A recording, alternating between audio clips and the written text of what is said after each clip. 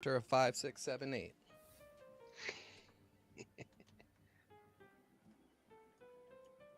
No.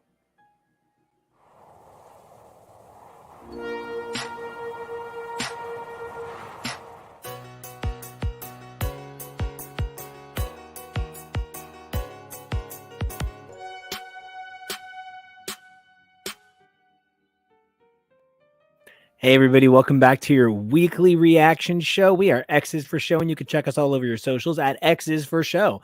As for me, I'm Nico, and you can find me all over the internet at Nico Action. That's NICOACTION. And I'm Lieutenant TK. You can find me at TK Elemental. And I'm your production commander, Kevo, and you can find me at Kevo Really. That's KEVOREALLY. And Nico's an admiral. He didn't say it, but that's what's going on. Oh, right. No, yeah, total okay. admiral. Yeah, I'm an ad man. Well, I want to kick this off with one of our famous kickoff questions. Yeah. And it's, what cartoon universe would you cross with what musical? Now, I know it's not really what we're talking about here. We're talking about one cartoon crossover and one musical event. But, if the Animaniacs could cross over a group of alley cats with Les Mis, then I think just about, yeah, right? I think just about anything is possible. But if I'm being serious, I would love to see something in the vein of like Gargoyles crossed into sort of like the dramatic rock opera genre, like Tommy, something like that. Like, Goliath, can you hear me? No, you're made of stone right now. Got it. We'll come back later. Okay. We'll come back. Teak. Oh, man. I know I'm missing a really good animated show to pair with The Light Princess. Because that's what I want to say. I want to say Tori Amos's musical and an amazing animated show that should cross over with it. I'm just not thinking of the right one. So what I'm going to Legend of Korra. Yes, thank you. That is actually it. But I'm still going to say my other one, which I came up with because I couldn't think of it, which is X-Men, the original, with Jagged Little Pill. Because come on. We are talking about one of the Tony-nominated and Grammy-winning stars of Jagged Little Pill, so... Come on. I think X-Men would also, for the era, probably go well with Rent, for sure. Yeah. I think an animated series that I would easily, a little too easily, so it's handing it to them. But you would definitely put the Light Princess musical on Grimm's Fairy Tale Theater, which was this bizarre anime translated animated series from when we were kids that did a whole bunch of Grimm's fairy tales. I love that you brought up Legend of Korra, but I'm not exactly sure what I would combine it with. I'm gonna say Sight Unseen because I've never seen it, but I hear good things about it all the time. Bring It On the musical, because I feel like Legend of Korra mixed with that cheerleader battle energy would probably develop some pretty good results. I love it. Cheering at bending competitions. Yeah, exactly. If there was like a Karate Kid musical, I would have said that, but I don't think that exists yet. So we'll get on it. Yeah, see my review of Back to the Future, the musical later. Don't. So, Don't see it. We're here to talk about a really kind of major season of television. When the Orville season 3 came out, I was so happy. It was so good. And they said every episode feels like a movie. And I think what they meant was every episode feels like a movie in terms of like grandeur of budget and scope. But what this season of Strange New Worlds has given me is countless episodes that could have been movies, but they chose to make episodes. And, while we're here to talk about most of the season of Strange New Worlds, we're here to really highlight the Lower Decks crossover and, of course, Subspace Rhapsody, the musical. So I want to start with lifelong Star Trek fan, has been said a zillion times. Can't be said enough though. Lifelong Trekkie and lifelong musical theater writer. So like this is like seriously, I had my first musical performed when I was in like high school. So like lifelong musical theater writer. This is like a thing for me, and I was really excited to see how well it was handled. Same thing with Lower Decks. I'm going into both of these conversations incredibly positive. Just want to start the conversation with that. Now, how did you guys feel about going into it? Because we're going to totally talk all about it. But going into it, what did you guys feel? I think I was really skeptical about, especially the musical. I wasn't really skeptical about Lower Decks, but I thought the musical was maybe a bad idea. Like, when I say skeptical, I mean I thought maybe it was a bad idea. Lower Decks, I just thought,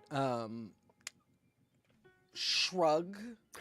I didn't think I would be like, this could be a huge swing and a huge miss.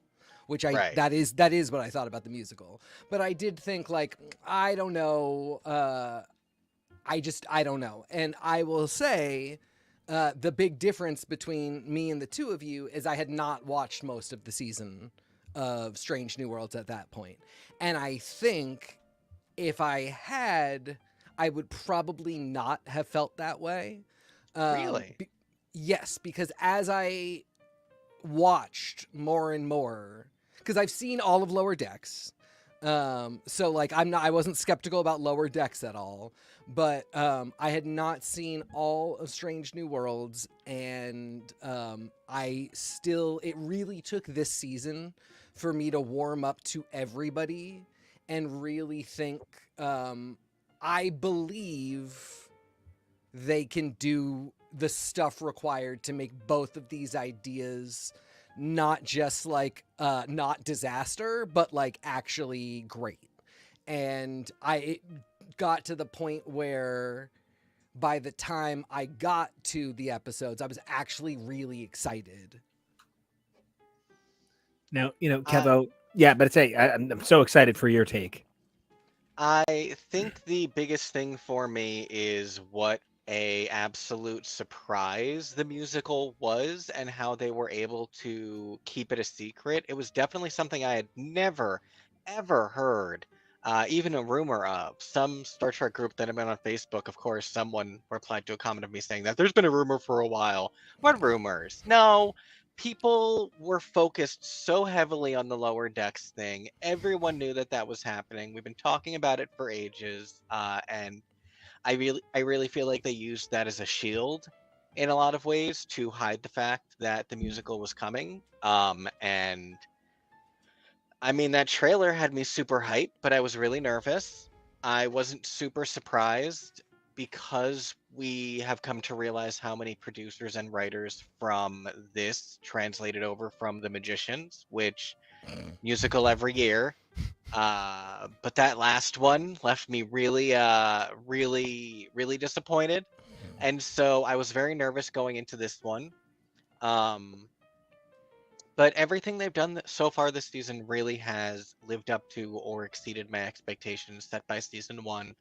If anything, I just wish that they had more room to do more. We are in such a truncated television era where they get 10 episodes a season, and that's rough. I think Doctor Who series 14 is getting eight episodes, but it is what it is, and I don't think that we live in an era where we're going to see 22 to 24 episodes per season of a show like this anymore, and that's okay.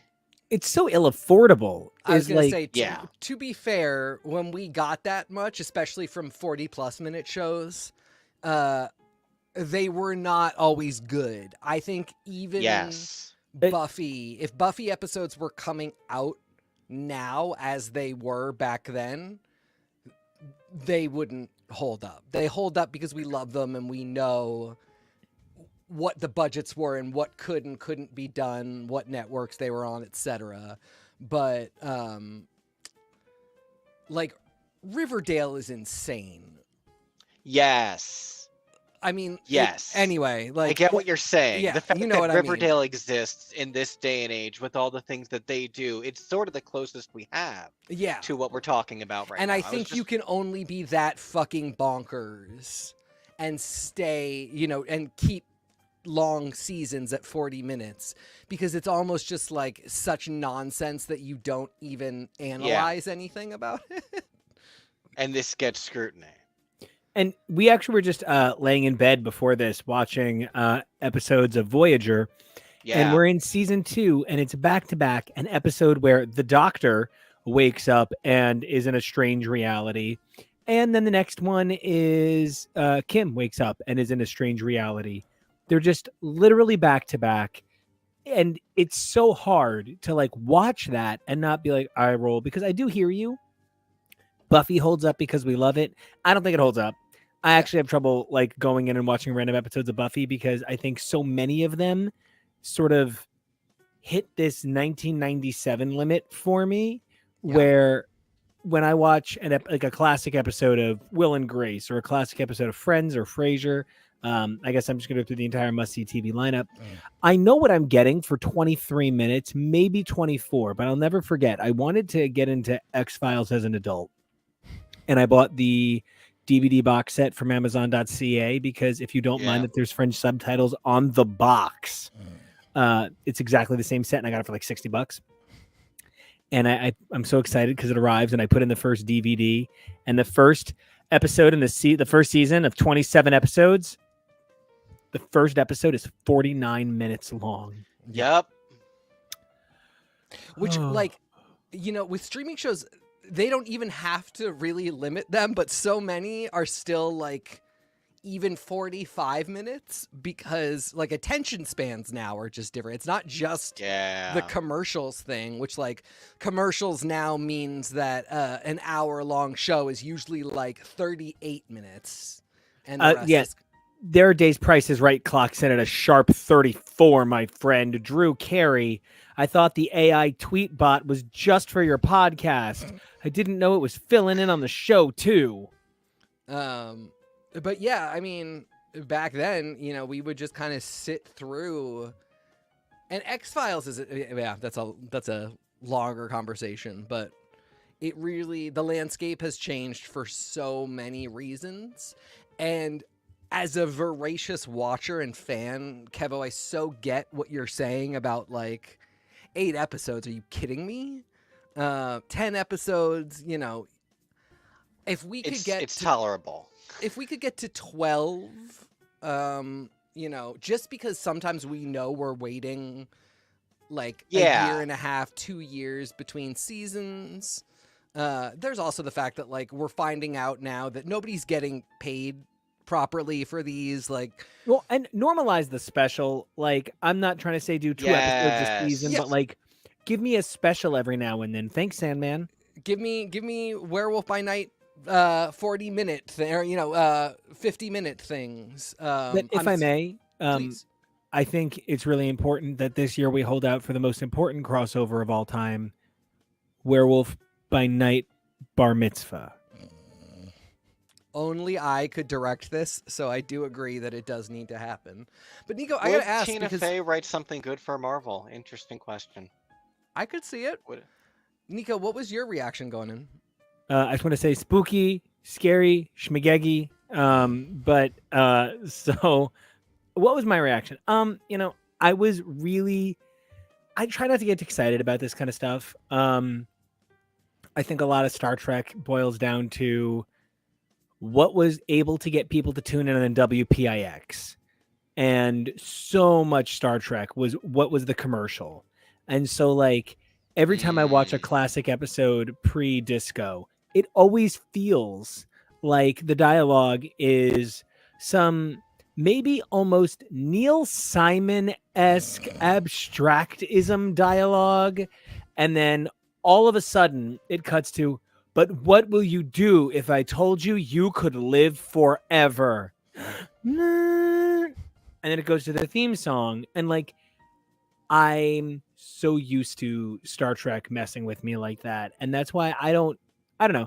I love watching Star Trek and I love the universe and I love episodes, but I do find doing whole marathons of classic series pretty rough because, there are periods in Star Trek's syndicated life that is basically, Briscoe County Jr. in space. So I only mean to say by that, I went in very nervous. But it was perfect. I don't know, getting cartoon actors to play their live action counterparts, risky, even though it really makes sense. Charming, lovable, light, easy. It was fun to watch. It just barely makes sense. Tawny Newsome is not the same age as Mariner, but looks amazing. And wait, how old is she? She's older than we are. She's 40. But like, I call into question Mariner's age in so many ways. It's a different conversation for a more lower decks focused episode. But yeah, we are, we are all almost 40 and very I don't want to say we're childlike, but we have a younger looking sensibility as compared to what we would see on television. I fully believe if we go hundreds of years into the future that adolescence might last long. There are ways that I can justify this, is what I'm saying. Mariner could Hurley's pregnancy. Yeah. Yeah. So Legit. there's a lot of ways that I could see it go. It's also funny because she's basically 10 years older than Jack Quaid, but I actually think in this episode Jack Quaid looks a little older. I think that might be because they gave him hair that looks like one of the big heads from Rocko's Modern Life. Well, there is the hair thing, which I did sort of love, especially because randomly, I don't think that was a wig. I think that was hair paint. No, it was a wig. You think it was a wig? He didn't want to dye it because they were going to be filming out and about, and he was like, "It's already going to be suspicious enough that I'm here with Tawny. If I dye my hair, I'm not going to be able to hide it. It'll be really suspicious." So that's the only reason they went with wig. But they spent a lot of time on that color, and I agree, it was still pretty. I don't know, how do you even do that? I don't even know, because not enough people have colored hair in real Star Trek stuff, and they should. Yeah, well, and if I can, that's one of those things that's really funny because I worked for the Walt Disney Company for 5 years, 4 of which they shamed me for having facial hair. But I'm telling you right now, if you've ever seen me without facial hair, I look like a handsome baboon. And I just think I need facial hair to be this Nico. You have a smidge of stubble, too. The Disney Company needs to calm down a little bit. You're not Grizzly Adamsing it. Well, for years, they would be like, go shave. Yeah. Go shave. Yes, go shave. Nonsense. And I shaved every morning, and I would still be told go shave in the afternoon, right? And I'm bringing it up because for me, a guy with 5 piercings who has had more than that at any given point, who loves his facial hair, who's excited to cover myself in tattoos, I just don't think it matters. And I think one of the things that drives me nuts is when people are like, that drag queen's covered in tattoos. It ruins the illusion. That's not a pretty lady. I just want to be like, well, you have an ugly mouth because it just said that. So how about you calm down? And I think there actually is something about the contrast of the idea of the forward-thinking space exploration, science-mindedness of Starfleet contrasted with the idea, the sort of punk aesthetic of purple hair that almost makes it hard to consolidate the two things into one rectified image.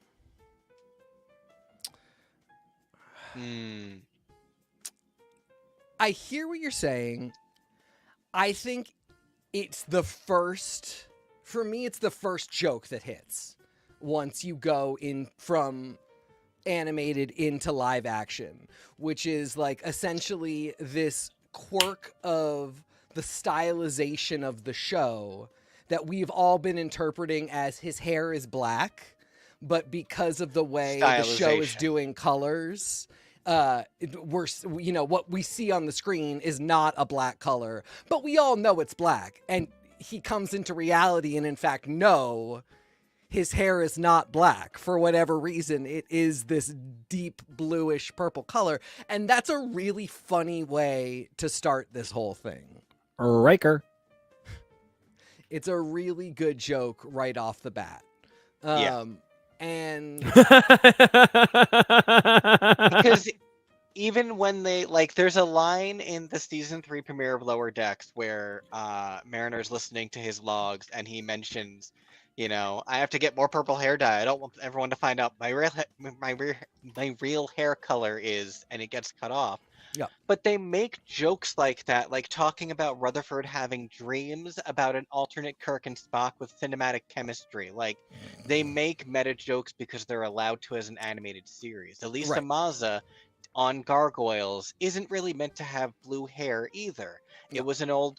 I remember Greg Wiseman talking about it back when I was a kid and referring to it as a Superman trick, where Superman had that, and it's just a thing they do. But to actively make the choice, I think it was clever, Yeah. but it frequently looks blue too, as part of it. Yeah. I just also want to comment, since we're talking about animated shows and we've talked about a number of them, I saw a headline that said Netflix devastates audiences by canceling a beloved animated show. And I was like, what show do they even have left? Disenchantment. So I was going to guess Castlevania, but that's funny.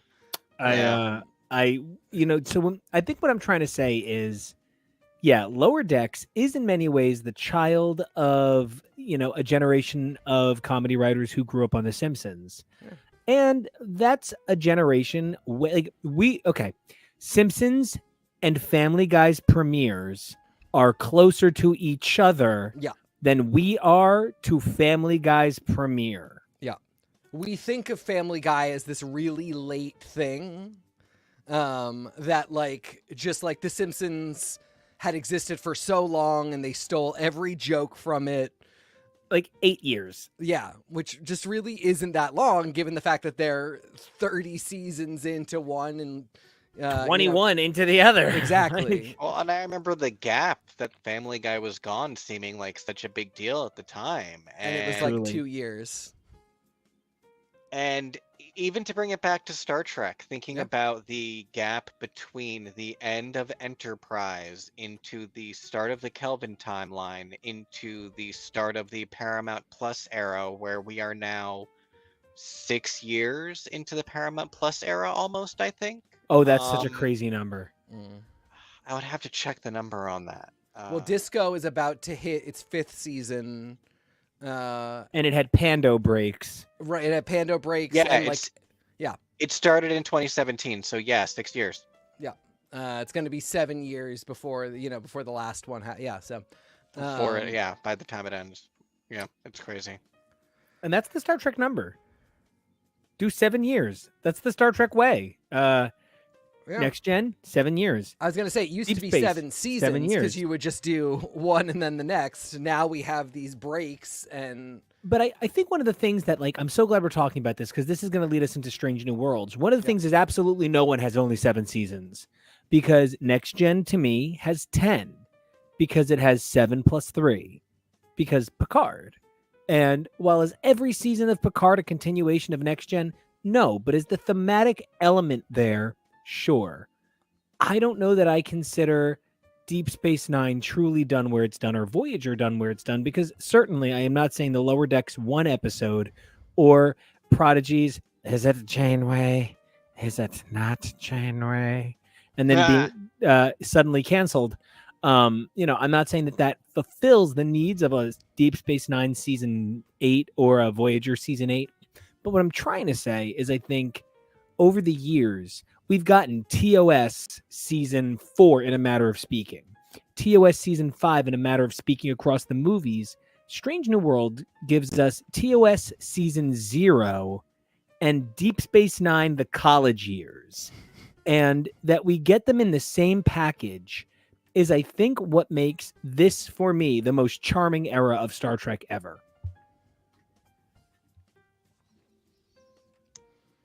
I think, too, one of the things that is important to consider, and also speaks to your point, is the era of entertainment that we are in, where Discovery is ending. But is that the end of everything we are going to see Discovery? We are supposedly still getting the Section 31 film at some point, which would be wonderful. And starring what a other Terran from stories? your mirror universe. Ooh.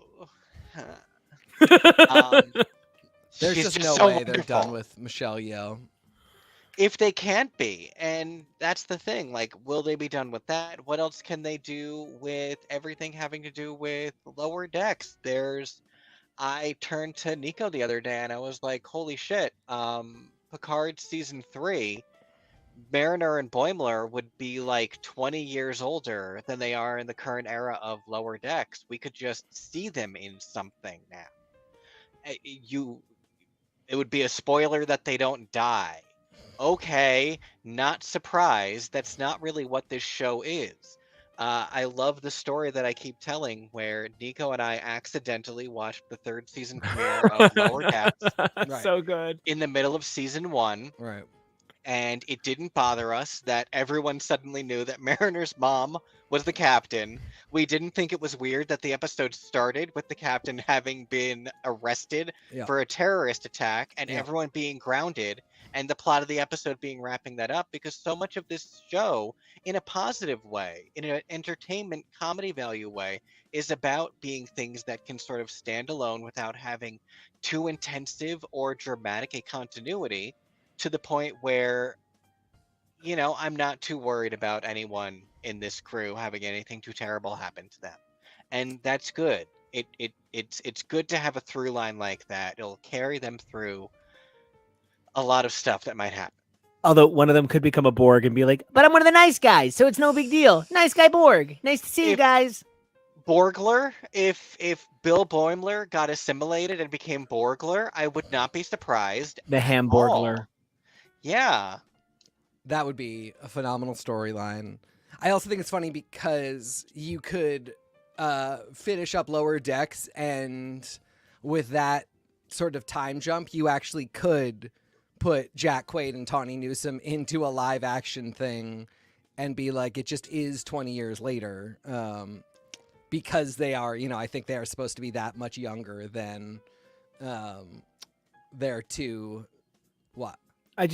Her hair is so beautiful. I don't understand other Yeah. things in this world. It's Oh so my good. God. And when they were figuring out what to do with her hair, like immediately the first thing out of her mouth was curls, obviously. Yeah. And So beautiful. they messaged Mike McMahon, or however he says his name, Mike McBurglar, the showrunner of Lower Decks, and he was like, immediately, yes, of course.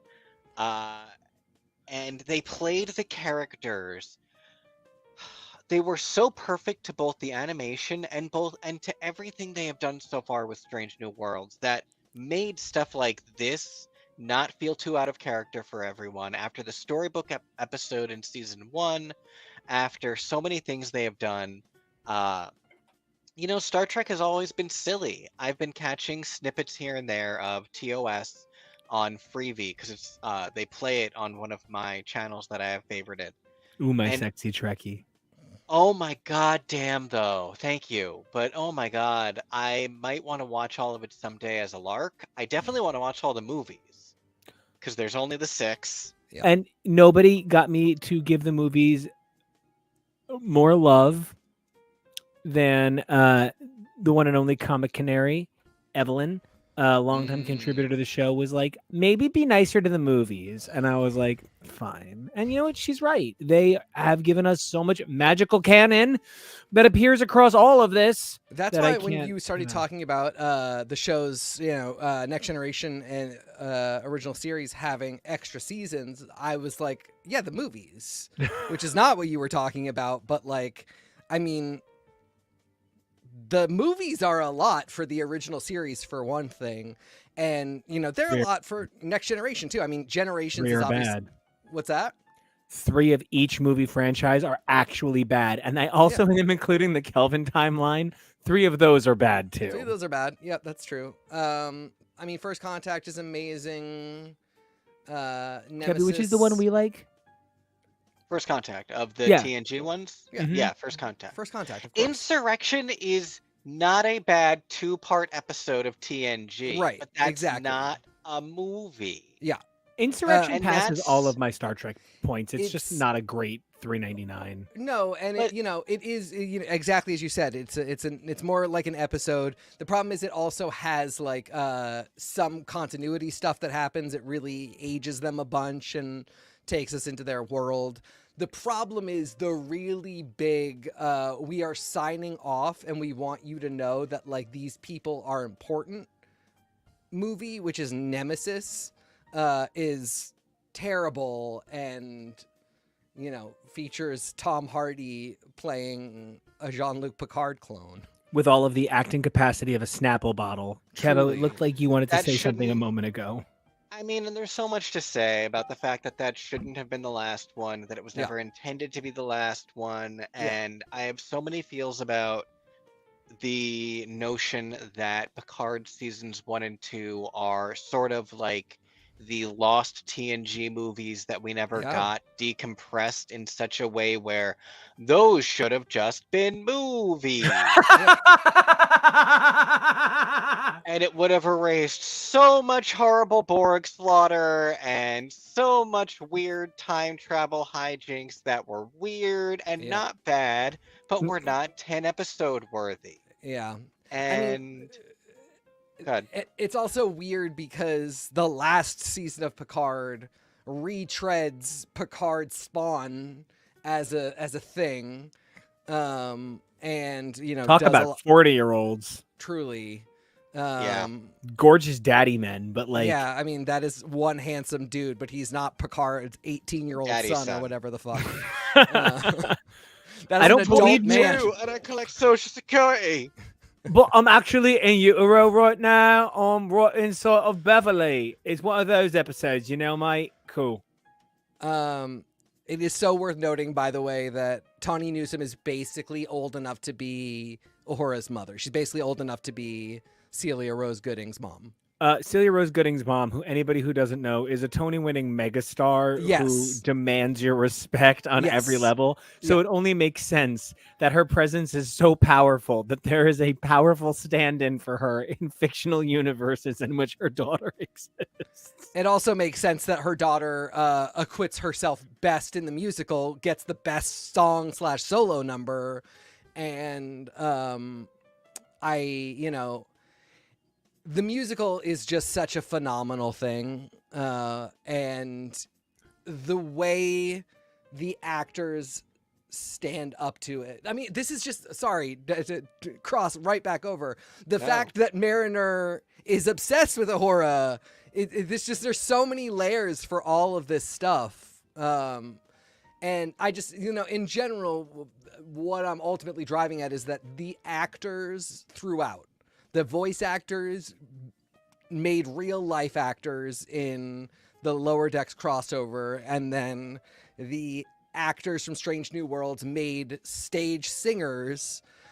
Everybody acquits themselves the best that you could hope they would to deal with the genre that they have been put in a way that was such an exceeding of expectations for me. I Because guess that you is- might say their talent is the X. I think that's fair to say. Although amusingly, Ethan Peck, we'll get into it.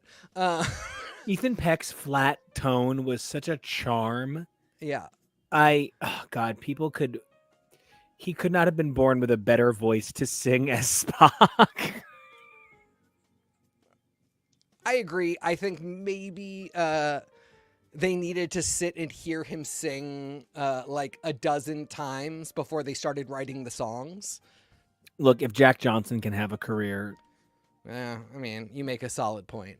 So I actually really love what you're saying, and I would love to use this as a sort of like hop skip over Yeah. from the incredible Lower Decks crossover to the breathtaking musical. And I think what I want to say, for me, watching the Lower Decks crossover episode, it became so obvious to me that this was a Lower Decks episode that was happening to the cast of Strange New Worlds in a way that, like, as a Lower Decks fan, I wanted to be like, you're welcome. Like, when you take somebody to see a concert that they've never seen of an artist that they kind of understand, like taking somebody to see Tori Amos or Bjork, like, or Janet Jackson, like that surrender to the artistry, right? I felt like the writers of Strange New Worlds surrendered to the artistry of Lower Decks. And then I felt, so I just want to say two people really stole the show for me. Jess Bell can't sing. Nurse Chapel literally cannot sing. God damn, did she shut her numbers down. Yeah. They made her sound like a Grammy winner to me. Like they beautified her. And I don't mean she can't sing. I mean that she used a very flat tone throughout a lot of her songs. She does a very like she clearly is not a pro singer. It's not a pro stage singer, and they gave her a certain jazzy kind of number, and she did it real sexy, kittenish, as though like she'd had a ton of vocal lessons. I mean, it felt like she worked really hard. It sounded to me like somebody coached her. She always gives me really strong Emma Stone vibes. Oh, so 2,000,000,000%. Her being super Emma Stone from Easy A in terms of her singing did not surprise me, for sure. And then I think the only other thing that I really need to say about we were supposed to be talking about the fucking Lower Decks crossover to get us to the musical. My bad. You had Lower Deck stuff, and you went over to. It's so hard to talk about one or the other. They're so interwoven. I mean, all this stuff happening exactly at the end of this season. The sensibility to think that you should do in one season both an animated crossover episode. That's what I'm trying to get to. Yeah, and a musical. Like that's a big risk. Go. And the time travel story for the character that I never thought I would love, La'an. And Jim. That's even what I'm trying to say. Like La'an is a singer-songwriter who loves to record pop records and just dropped an EP, and she pushed for this episode. The crew of Lower Decks had to push for the Lower Decks episode to happen because it took a lot of work. Like it took a lot of managing schedules. Yeah, it's not easy. It took Lower Decks making it happen. Yeah. And it took the cast of Strange New Worlds making that musical happen. And if you don't think that every one of these people deserves pay and to be paid on what they do, this is 2 episodes that remind us why this strike is happening, why these amazing performers are fighting for the right to be performers. And like, these are the people on the picket lines. The cast of Star Trek are on the picket lines. And if you loved these 2 episodes of television, 3, because frankly, that was 2 episodes of Lower Decks parading as an episode of Strange New Worlds, then you should be thinking to yourself, maybe the full price on Disney Plus isn't too much. Maybe fuck cable, because who's getting paid from cable? Maybe understand why we're having a strike, because you loved these 2 episodes of television. You are also welcome to think that there's a certain amount that they should be paid, but you should be aware of the fact that these episodes and these services are making so much money, and it's going to other people. That's the point. You can think that actors and performers, that Hollywood stars make too much money, and that's whatever. That's a whole other conversation. What we are talking about when we talk about the strike is these services and these shows make a lot of money, and it does not go to livable wages for the people that perform on and work on the shows and make the art. And that's the point. We can talk about what that ought to look like, but the money is there. Yeah, the money is being taken in anyway. Right. It is not a question of whether or not the money is available to be paying these and people just better. execs are taking all of it. Yes. We are aware of how much it this is the discussion that we are having, not As Uhura would say, you ought to know. I love that. And Lower Decks, I think when you say that like this is Strange New Worlds is 2 episodes of Lower Decks, I don't 100% agree, because Lower Decks works on this idea that Star Trek's most ridiculous ideas and impulses are now unbounded. And we're going into the 4th season of that, and we still haven't run out of ways to laugh. But I think the funniest thing that you could do, and that happened, is to bind them.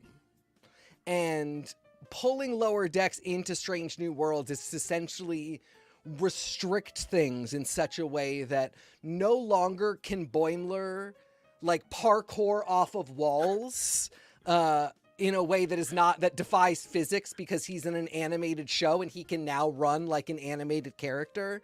He now has to Jack Quaid has to physically hop under the desk and start plugging in things when he has to work. And now that is funny in a whole other way, because we have only seen Boimler behave like an animated character. The funniest thing he can do now is have to behave like a real man. So while I do hear you that these totally are 2 episodes of Lower Decks, they really don't move any Strange New Worlds plots forward. This is very much an aside for the characters of Strange New Worlds. It is the binding and the seriousness of Strange New Worlds applied to Lower Decks that really makes this so successful. In a way that I think if you were to just say, like, we're going to animate everybody and do, the whole cast of Strange New Worlds animated, that would still be funny, but I don't think it would have the huge effect that this one has. Even if just like my favorite line from the whole thing where Boimler and Mariner are talking to each other about Spock, and Mariner goes, is Spock smiling? And he goes, yeah, it's terrifying. Just keep going. Which is just, it's just so good. The humor of this is so perfect. I think it is such a case where it really is a true crossover in so many ways, though, because I really agree with so much of what you're saying, but at the same time, it also does follow so much Lower Deck structure in terms of narrative and flow and focus and level of stakes as well. Yeah.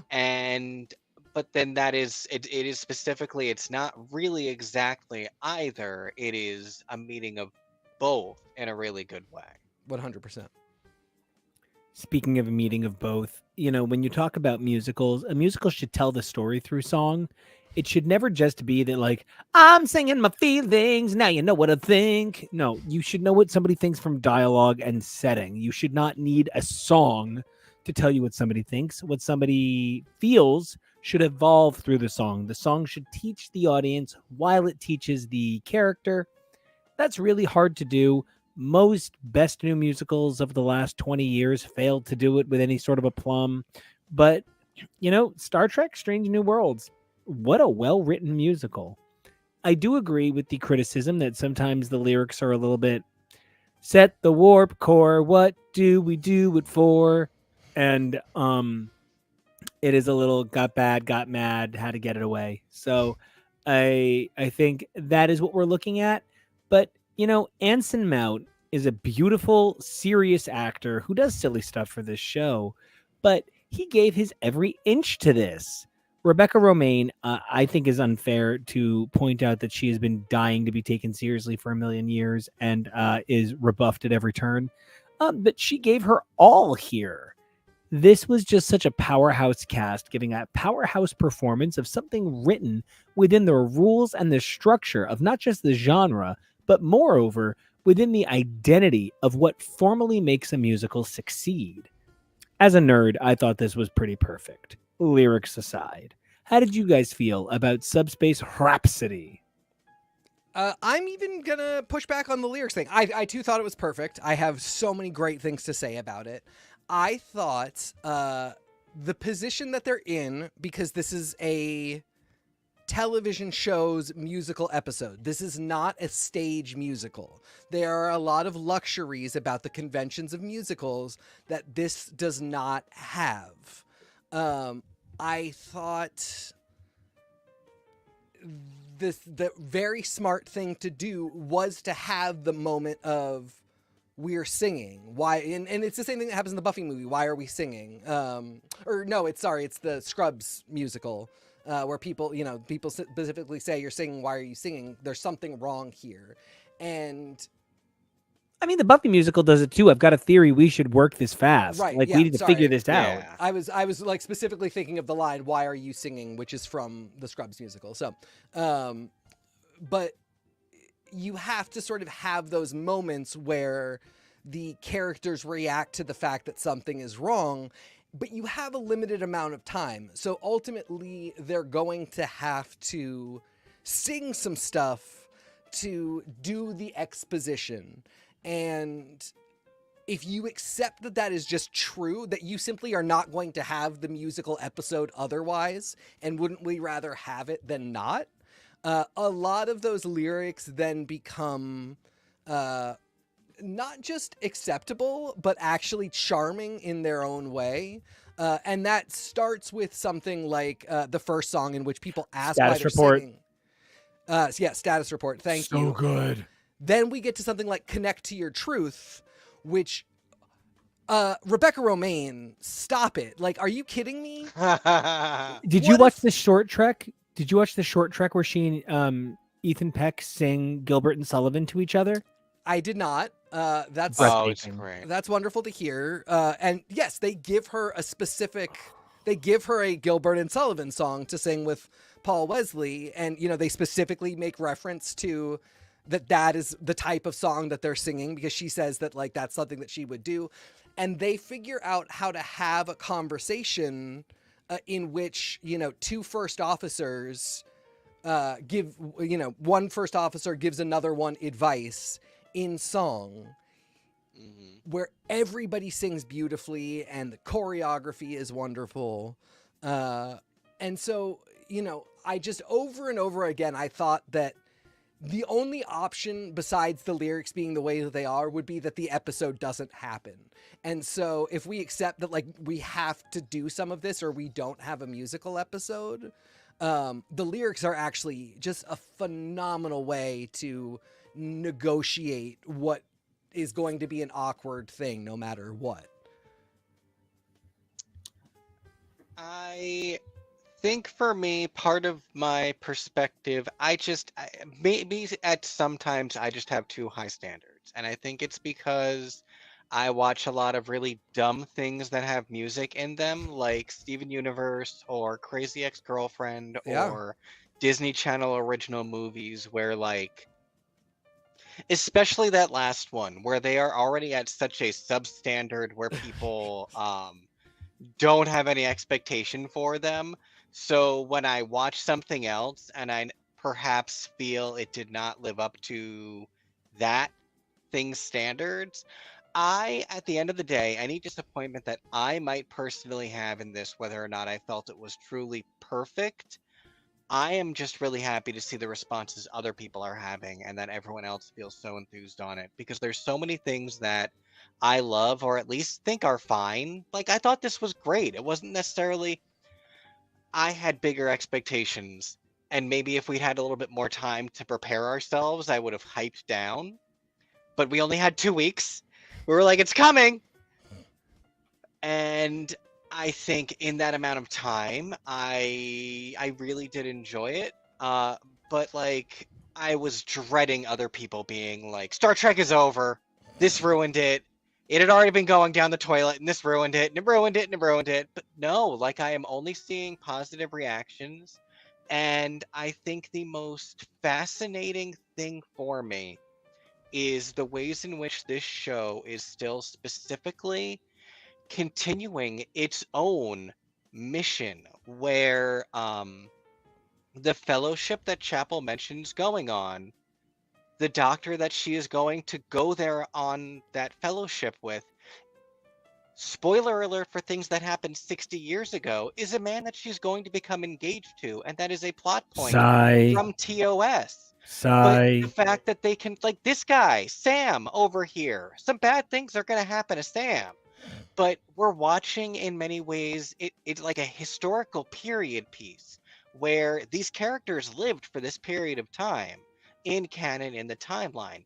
And there's so many things we don't know about them that we can learn about them and develop their characters and have them interact in these ways with the amount of time that we have. when they mentioned Carol being pregnant.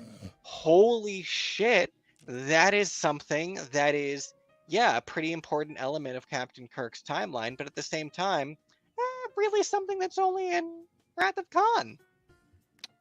I was telling Nico So, I had forgotten that Kirk knows about his son, that like specifically Carol, like they're going to break up and Carol's going to take him. And for me, that's such a problem because that's not back in the 60s. It was totally acceptable for a dad to be like, well, his mom wanted to take him, so I left them and I never came back because, you know, that's what dads do. And now I don't yes.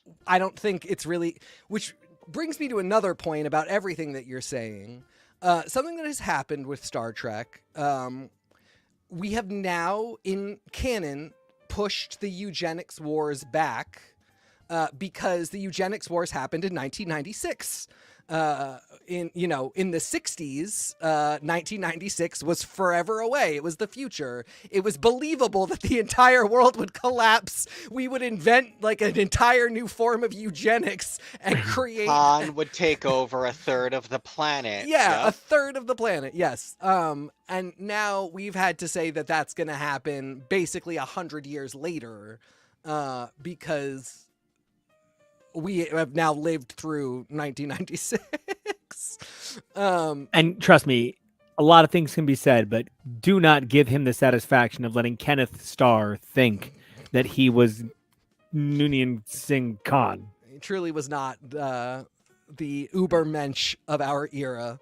I think we really might be looking at having to say that everything that happens now is about to be rewritten, and that the past of the main timeline that we know is going to change, because I don't know that audiences are going to accept that Anson Mount is going to be face melted quadriplegic. I don't know that we can sit through this show and go to that.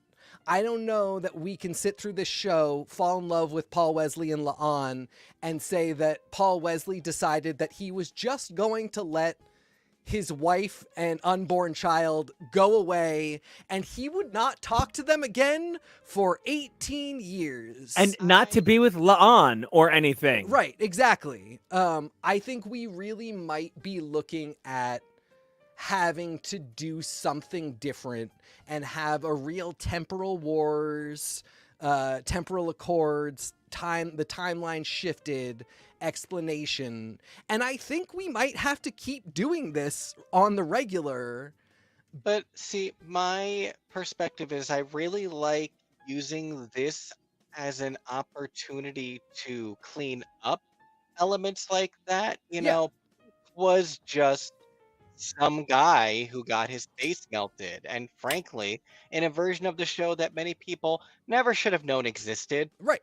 Um, but instead, we have gotten this ability to develop his character in such a way that we can make him someone who is engaging and exciting, so that that ultimate death means something.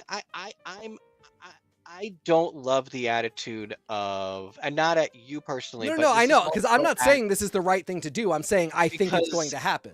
the creator has also said that part of the attempt of that episode with La'an and Cora from, not Cora, what was her name? Drizella from Once Upon a Time season 7, being a Romulan time agent and Yeah. talking about how the eugenics wars were supposed to happen 30 years ago.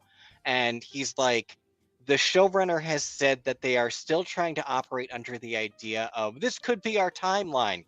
No, I think we need to abandon that at a certain point because it's science fiction, brah. You're not inventing actual warp.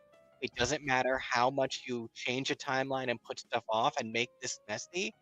Um, I Hashtag would Spore much Drive. rather, I would much rather see this sort of, justify is the word that comes immediately to mind, but I guess I mean sort of like reverse engineer better versions of these stories. There's an element of one of the Star Trek movies where Uhura doesn't speak Klingon.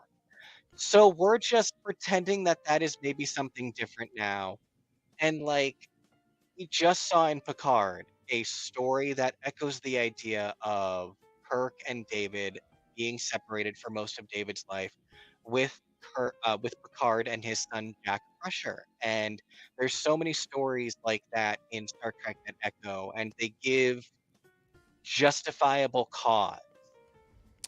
But I'm glad you Do point to Kirk that. and Carol have a positive relationship where maybe they come to an understanding where they've said things and they've had exchanges between Sam and uh, James already where their father was kind of a bastard, and maybe James is like, you're better off keeping the kid away from me because you're right. I'm a fucking cowboy mess. And what am I going to do? Ruin your life by pretending I can settle down for you? That's going to make your life so much worse.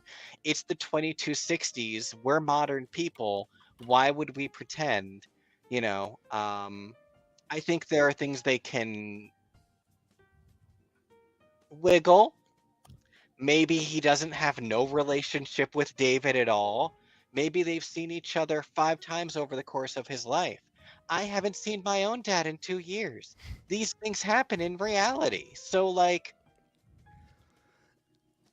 In some ways, you're kind of proving my point, though, because, like, my point is I don't know that we can root for Paul Wesley if any of these things are what happens. Like, if we get to the point where we are in Wrath of Khan, where he has never seen his kid in that movie. He simply has not.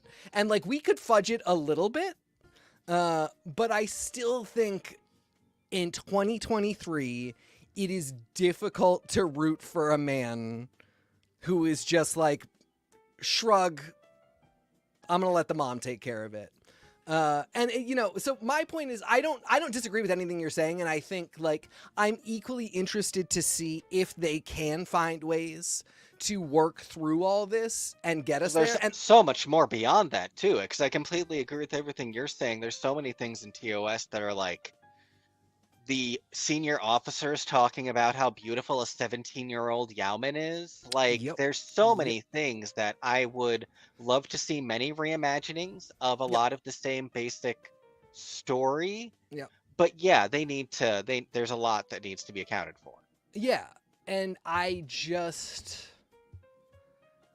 think with everything that has happened in since Discovery, basically, in terms of, like, we know that we have AI outside of time from Picard. We know that we can go all the way to the 30th century or the third millennium from Discovery. We know that we can go back from some other parts of Discovery.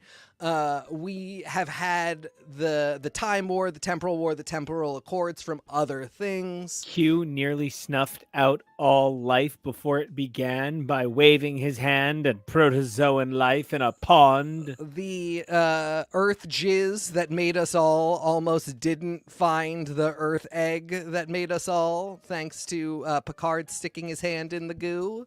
That face is quite literally my face most of the time. He's just And so don't even get tired. us started on Paris lizards. Paris and Janeway lizard. Your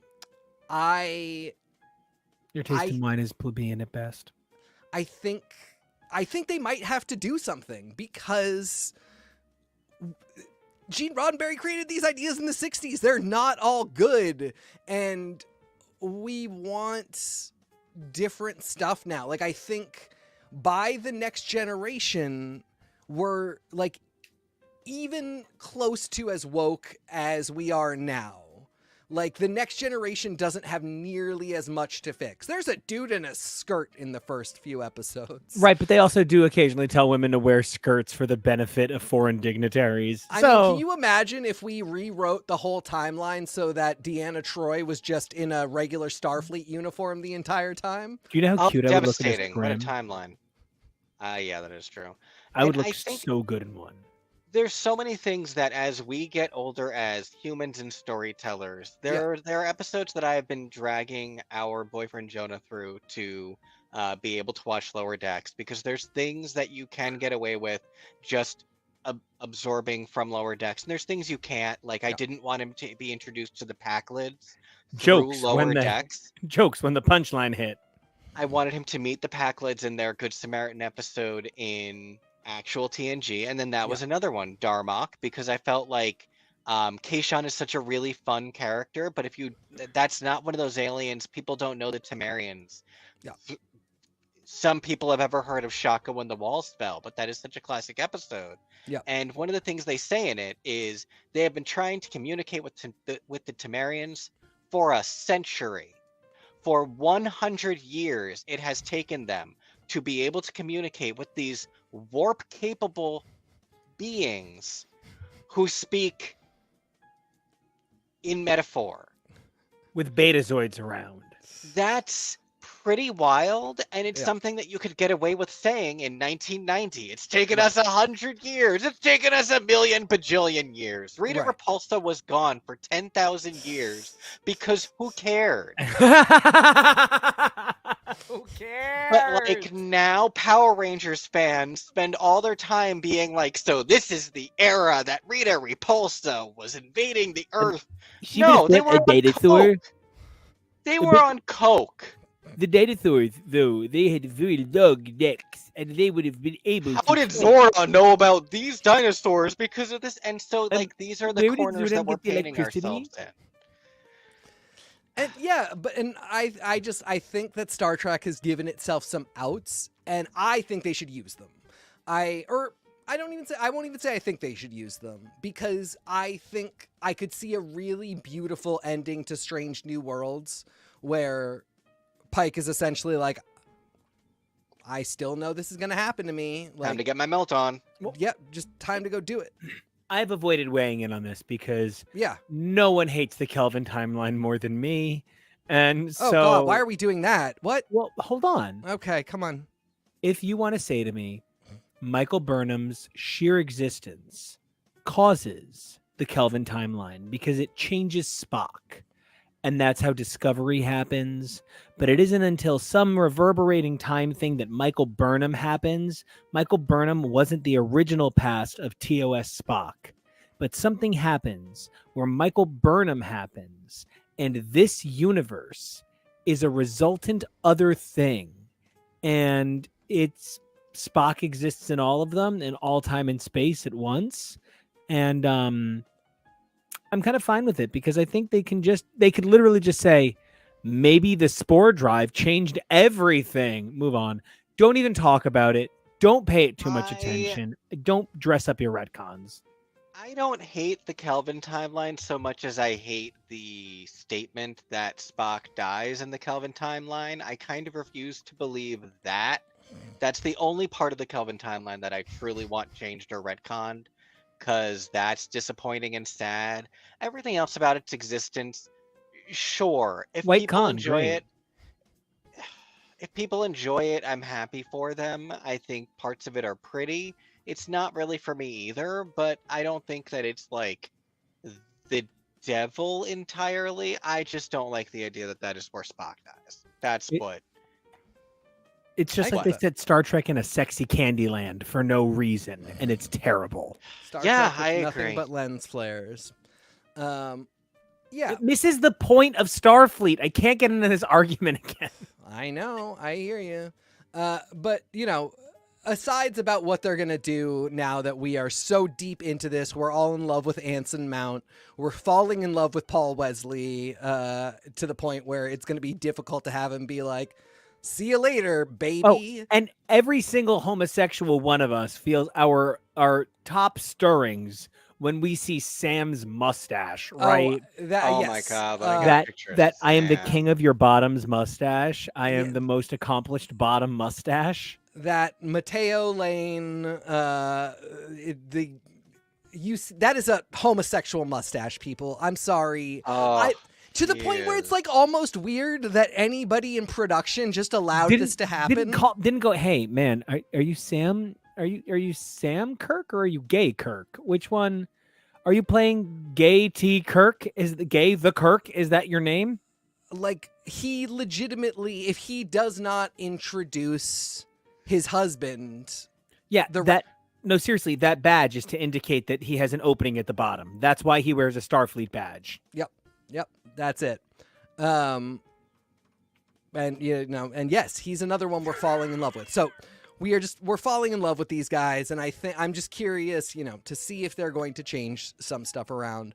But to get back to the musical, Ortegas is the most beautiful woman Ortegas is the most beautiful woman on television. And actually, thank you, because my biggest question was not enough time, or can she really just not sing? Because she was the one where I was like, there's no way Ortega is not getting at least a solo in an ensemble number. What is she going to do? Like a K-pop BTS style number, like a Klingon? What's she going to do? Yes. Yes. I mean, so many things. A Shakira number. The options are limitless. I was after her extremely homosexual coat and sword moment. I do not see how she did not get a swashbuckling number in this musical. She legitimately has the hot fade that Jonah had for a couple of months. She is literally trying to be a hot boy. She's coming for me. She is the most handsome woman in the history of television. I'm confused that she doesn't have Sam's mustache. You know what I mean? Yes, and I'm confused why she didn't. Them as a sassy gay duo would be great program. This was my tweet the other day. Like, the heterosexual couples in this show only don't work because the show is unwilling to admit how queer every single person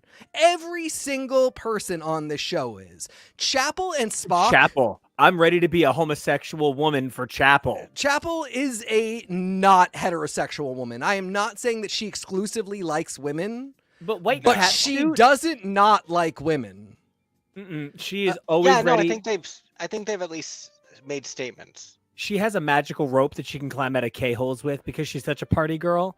I literally cannot possibly imagine Chapel has not made out with every species and every gender of every species, because we live in a binary species gender universe. But I bet there are species out there that have like 9 different genders, and she's excited to understand each one because she's a scientist and a lover and a liver. Kevo. Meanwhile, I feel absolutely terrible, but I feel like this one is about to die, and I'm just not sad. Oh, I will walk her to the plank myself. She is the worst. She is as uninteresting as a white female cooking show host. And I have no patience. Like you were saying about heterosexual pairings on this show, and it's not that he hasn't had interesting heterosexual love interest. The woman from that just one episode of season 1, Melissa George playing his future psychic soulmate. But it's not that he can't have chemistry, but I really wish they had done better by this character. It's definitely not Admiral Deflate Your Dick over here. No.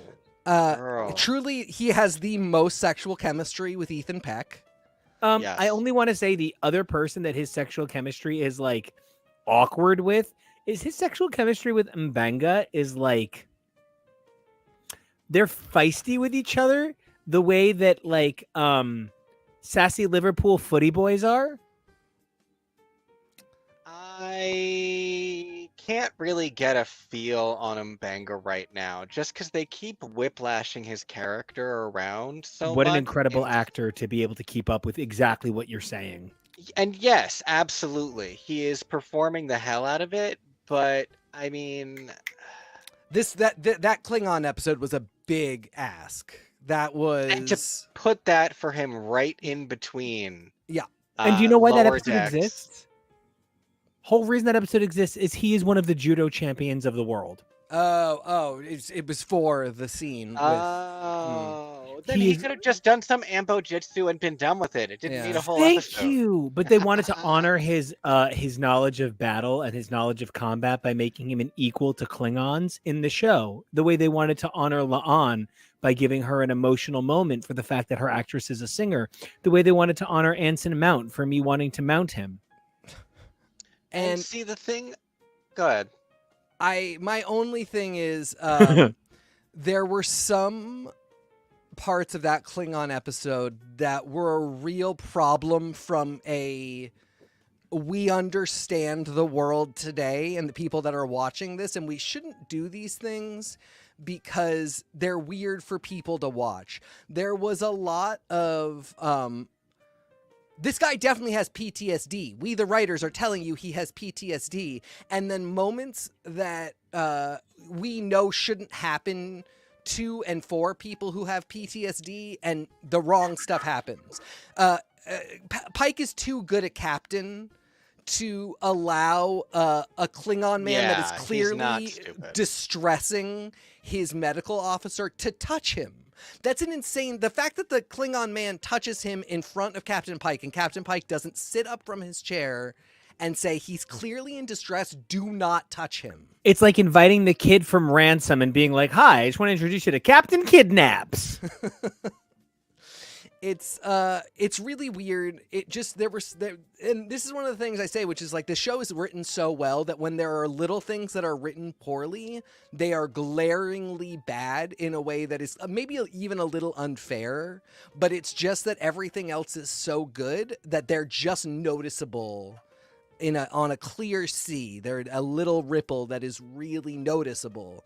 And it's things like, I just don't believe that Pike wouldn't notice that Chapel and Mbenga are in serious distress. And physically manifesting anguish. Right. And even if, like, for some reason he didn't notice it, he would be aware of the facts and, you know, wonder about maybe not putting them in that situation. So, you know, Mbenga really did act the shit out of it. Chapel did as well. Leave it to Star Trek to really say, in a world where we have progressed so much, we can still even talk about the horrors of war. But that was a tough thing about that episode. And similarly, like, another tough thing is that they have a drug that they can take to become kung fu masters, and that's like a product of the war. Well, And, that's like, what the killed way David that they- Carradine. The way that they bump this war drug is reminiscent of, like, herbal essence slash I don't even know. But also Rafi shooting up in her commercial. eye. I wonder if So that is a grand drug of the one that Rafi takes. Yeah, I've got real that questions.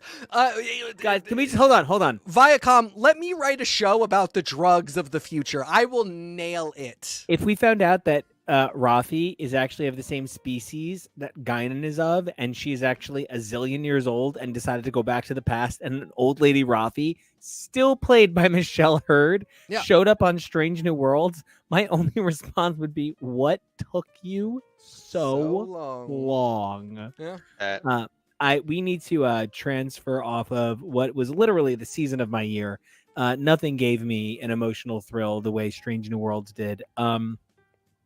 It's hard for me to talk about. I think that everybody in the entirety of their entire life has been trying to achieve what Broadway Melody, those 7 minutes of Singing in the Rain, accomplished. And I think in many ways, so many of us have been eager to accomplish what Disney accomplished with Beauty and the Beast, and the first ever animated film to be nominated for the Oscar for Best Picture. That is that reference, right? So what I'm trying to say is really fabulous art comes in a million forms. And Star Trek Strange New Worlds was brave enough to show you a few. When you talk about a show that wants to boldly go and chooses to live by that motto, you have so few shows that really do it. You have this, in its heyday, you have Buffy the Vampire Slayer. In many ways, you have Breaking Bad, and you have the Jerry Springer Show, shows that really went all out. And I just want to thank Strange New Worlds for giving in and earning that it got to believe its own hype. Before we transition, I do want to know what everybody's favorite song was. Oh, either I'm the X or keeps us connected. I write math textbooks, so every line of I'm the X was so good it hurt my dick. But keep us connected was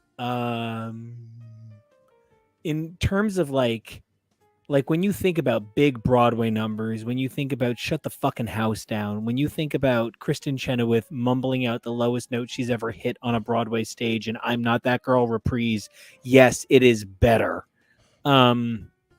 Keep us connected at every second of it. But there was no miss in the entire show. I would ask you to talk to me about why you thought it was a miss. We Are One is an out of this world Private success. conversation. Private conversation, so excellent. Really? Okay. No, I Private really Conversation thought is a all of them were great. Private Conversation is a great concept. It's a bummer because that poor actor who is playing his girlfriend just isn't getting anything. I wish it was just that they couldn't make it work and not that I hate the character and like as a result just her. I feel so bad that her presence is so unwelcome on the show. And it's such a good song, but the whole point of the song is she is like he's henpecked by her, and I hate that. But having been henpecked by an incredibly hot dude in my teenage years, because she's hot as shit. Like no one's coming for her. Yeah, no, she's beautiful. They've given her dialogue that you would normally reserve for like the shrewish stepmother. Yeah, that's exactly what it is. And the crew is the stepkid. Yeah. Remove her from the show for 2 episodes and have her swing in with a Defiant-esque starship to save them in the middle of a battle and just have her be a badass so we can love this actor and this character. But shade the under of her hair. Too. That's one of the things that I don't understand why they wouldn't. If she is theoretically, the season finale is called Hegemony, so it's probably about the gore, and people are very worried that they're going to kill her off. Why would they not have made her cooler in that time? Why wouldn't they have had us get to know her crew? Why wouldn't they, like, it feels like such a miss to not have her crew or her as a person in all of these ways. A secret episode about her, like a one shot, like a backdoor pilot, like that ultimately isn't a backdoor pilot because she's a ghost.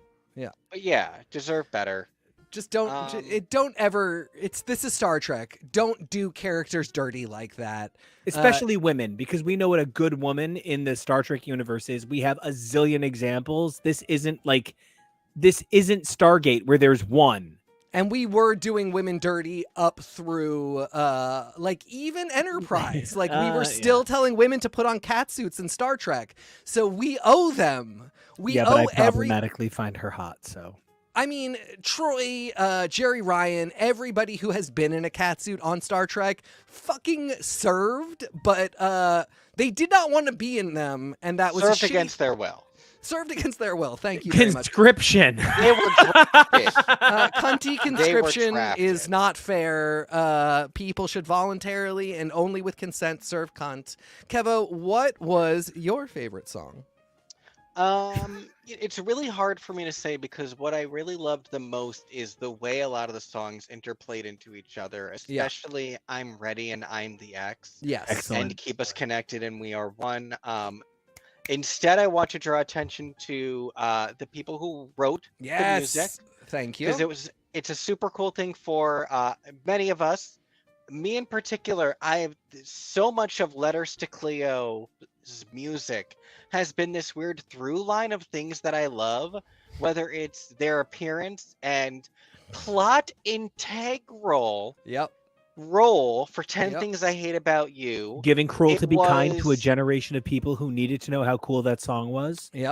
Doing the music and voices for Josie and the Pussycats, which featured music from such amazing artists as Crazy Ex-Girlfriend's Adam Schechlinger, who wrote one of my favorite songs of all time, Pretend to Be Nice. R.I.P. Adam. I was going to say, rest in peace, fucking died of COVID. We'll never get that Nanny musical the way it would have been now. Rest in chart-topping goodness for the rest of time, please. Rest in fucking power for Stacey's mom and Too Cool for School. No, I don't mean this disrespectfully. Descendants music. You are literally not naming the song that made me want to be a singer-songwriter. I'm not kidding. And I've talked about it on...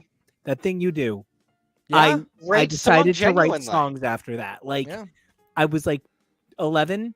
I talked about this and cried on a podcast a couple of years ago for Joey Lewandowski, who gives me a prompt and I cry because I like giving him his Candy Muse Emmy moment. I said what I said, but God, can we just do a Tamisha podcast? Anyway, Kevo, closing thoughts on this section. Then TK closing thoughts, and then we're gonna bring on. I had to finish my thing first, though. Oh, 'cause then please. This is the third. This Yes. is the third one. what Letters it to is. Cleo reference on Parks and Recreation with Ben Wyatt, Yep. my soul twin. Yep. And if you just that they're wearing a Letters to Cleo, that Ben is wearing a Letters to Cleo shirt. If you could go back to that image of Letters to Cleo, not to be like that dork, but not I really love Joy Division, and so I just really love Joy Division because look at me, listen to me. Did you think that Love Will Tear Us Apart didn't teach me how to write songs? Love will tear us apart. The only other thing that I want to say on, because I feel so bad that we've gone so over on time, and Jonah. I don't feel bad. Okay, then I don't feel bad either. It's a great season. Something because I feel like we're not going to get much response to the finale because everyone's going to respond to the finale, and I feel like it's going to be a cliffhanger and a bummer. And we don't know when season 3 is coming. We know it is coming, but between the strike and just the way television works, we don't know when. So I think that's this a was the bummer. moment to celebrate. I think we nailed Yes. the moment to celebrate, and I'm so glad specifically of all things that Jim was here for it. Yeah. And looking fair enough. fine. Do we want to have him say hello before I continue? Oh, You just I had brought him another in popping- because he watched both of these episodes within 48 hours. No, I of know. each So other. I didn't know if you wanted him to say hello first. I just well, he's figured, here now. He better say hello. I figured he would just Hi. do a commercial. I figured like we would all go to the restroom and Jonah would just talk about Star Trek for a minute. Jonah, and you I do a didn't number. know- Oh. Say your name. I'm the X. he's Mr. X. Say your name and say where tell everyone where you are. Hi, is this my camera? Hi, I'm Jonah. You can follow me over on Twitter and Instagram at Peak Jonah. Where are you? What's your background? What's your background? Oh, I'm Someone on a special Vulcan make that ship. for you? Yeah, the nice But you're producer Italian. man, Mr. Kevy. He made this for me. Hello. Because I'm the little Spock. Because I react to everything with fascinating. He's our little Spock. He is our little spot. Little science So- officer. My thing was, I am really loving how much we are seeing of Kirk in such a recurring capacity of this season. Seeing him here for these big moments like the musical have been really cool because one really weird criticism I saw was like, oh, I didn't know he spent so much time on the Enterprise before It's canonical. Sorry. Either way, how weird would it be for this guy who doesn't know these people to suddenly take over captaincy and not have a relationship with this crew who's been here this whole time? That would be such a weird thing. I would rather see how his relationship developed with these people over the years. I hope we see more of him in season 3. It should remain sparing, but Nico and I have this thing from many years back now. He and I have our own little James and Spock best friends Oh my pendant. god, shut the fuck up. That's so cute. I knew he was my Spock Get like outta a decade here. ago. I just knew it. He keeps I have and shall your and I have been always be. Friend. And, Been always be friend. Been always be friend. You're right. It's been always be friend. And I, don't necessarily need to see a huge amount of development, but just to be able to see more of these characters interact, something that I realized mathematically is that there is absolutely no reason that for about like 5 years or so, Spock can now interact with Boimler and Mariner in their time. Old man Spock, before he is blown back in time by the Romulan supernova, can go meet them and not be violating time crap. And like The time directive. these things are so cool. These things are so cute. I'm loving everything they're doing and the ways that they're developing these elements of these characters in ways that don't hurt the stories that have already been told and that just make them more awesome. I'm going to chime in for a second. I'm going to take both Frankie Valli and the Four Seasons. We're going to bounce out for a minute. TK, could you interrogate Jonah like you are Cardassian and he is a sexy Bajoran woman and get his opinions on Lower Decks? And I love the glare I just got from Kevo. I knew to look down. Yep. Could you get his opinions on Lower Decks and the musical? Jonah, tell me your opinions about Lower Decks and the musical. I have opinions. First and foremost, I'm going to ask you what I asked them. What was your favorite song? Okay, so I believe it's Flying Blind. I believe that's what it's called. Leon Solo. Okay. That one is my favorite. Okay. She has an incredible voice. It's very fun to sing. It's very reminiscent of other musicals that I like. I also really like the finale song. It's really good. It's got kind of everything you need in a finale song. I just like saying "Uhura, you saved us" because it's just great. And then like the little Klingon break, the little boy band track. Yep. Perfect. Yeah, so that's my favorite. Okay, I love that. And Lower Decks crossover favorite moment. Favorite moment. There was really a lot that I really loved about it. I think as soon as Mariner went through the portal, I kind of was like, okay, it's really Lower Decks now. Yeah. It's really because she killed it in a way where when Kevo told me that the actor for Boimler really put everything into it to try to like study everything, and the actor for Mariner was like, I got it. I just wung the entire thing. Was really like, oh, Conan, you went to Harvard. You should know "wung" isn't a word. Jack Quaid rewatched video of Boimler to try and get down stuff. Like he really did the Section 31 walk, whereas Tawny was like, "No, I think I got it. I don't really need to watch anything. I think that I just embody the character in such a way that I think I'll be fine." And she was. Yep. Before even like a more specific moment, probably when Mariner's just talking with Uhura, I think was a really just like a fun special moment that I really enjoyed. You know, actually, that moment made me think of something that like it's so complicated to think about, but we often see Black women congregate with Black women in Black entertainment.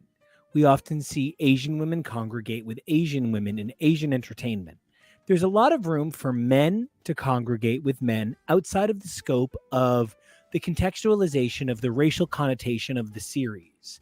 But the idea of having two strong, powerful Black women in the same cast to be able to share this moment where they're both of equal standing, Mariner, of course, being of a different Star Trek, but being of equal standing to Uhura as a current regular in Star Trek, there is something to be said for the fact that TV doesn't have the opportunity to celebrate this enough that, of course, you know, Jonah, that's why it would stand out to you that it's such a magical moment between two powerhouses in a way that TV refuses to facilitate outside of the Maori sisters, which, again, that time BET was like, happy birthday, Tia Maori. And Wow. Tamara had to be like, wow, thanks.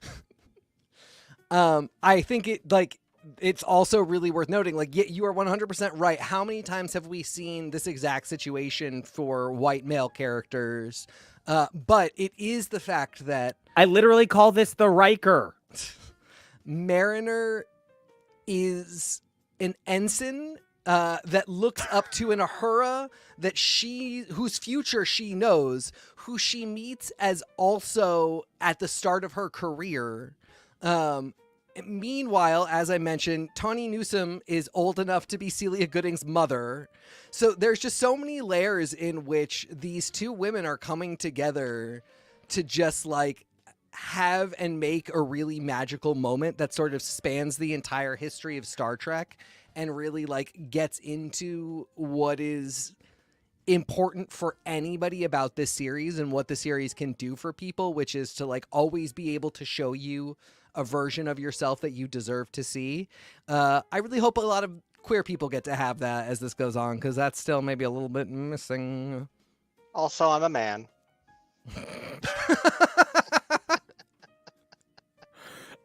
Carole King, Oscar winner Carole King. The only Carole singer Queen. I feel we were robbed of. I was literally about to say Tony nominee Carole King. Come on.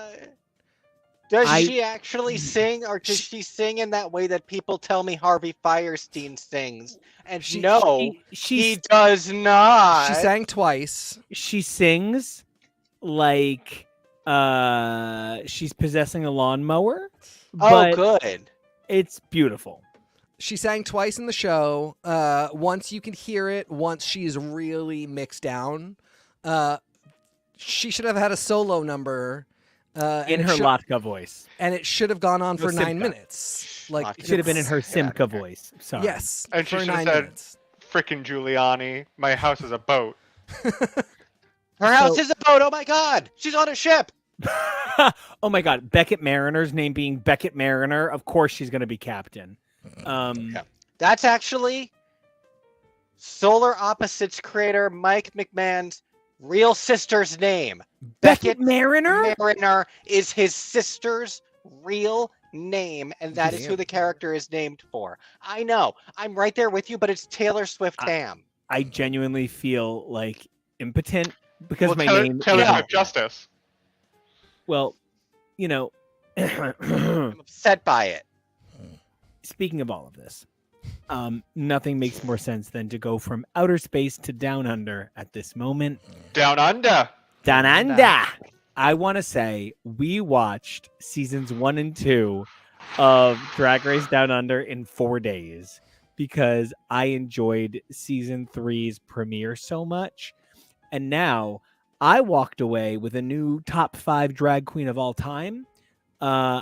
Confident not to give anybody numbers because it's not a competition. Women, every one of you can come meet me in my bed anytime you want. But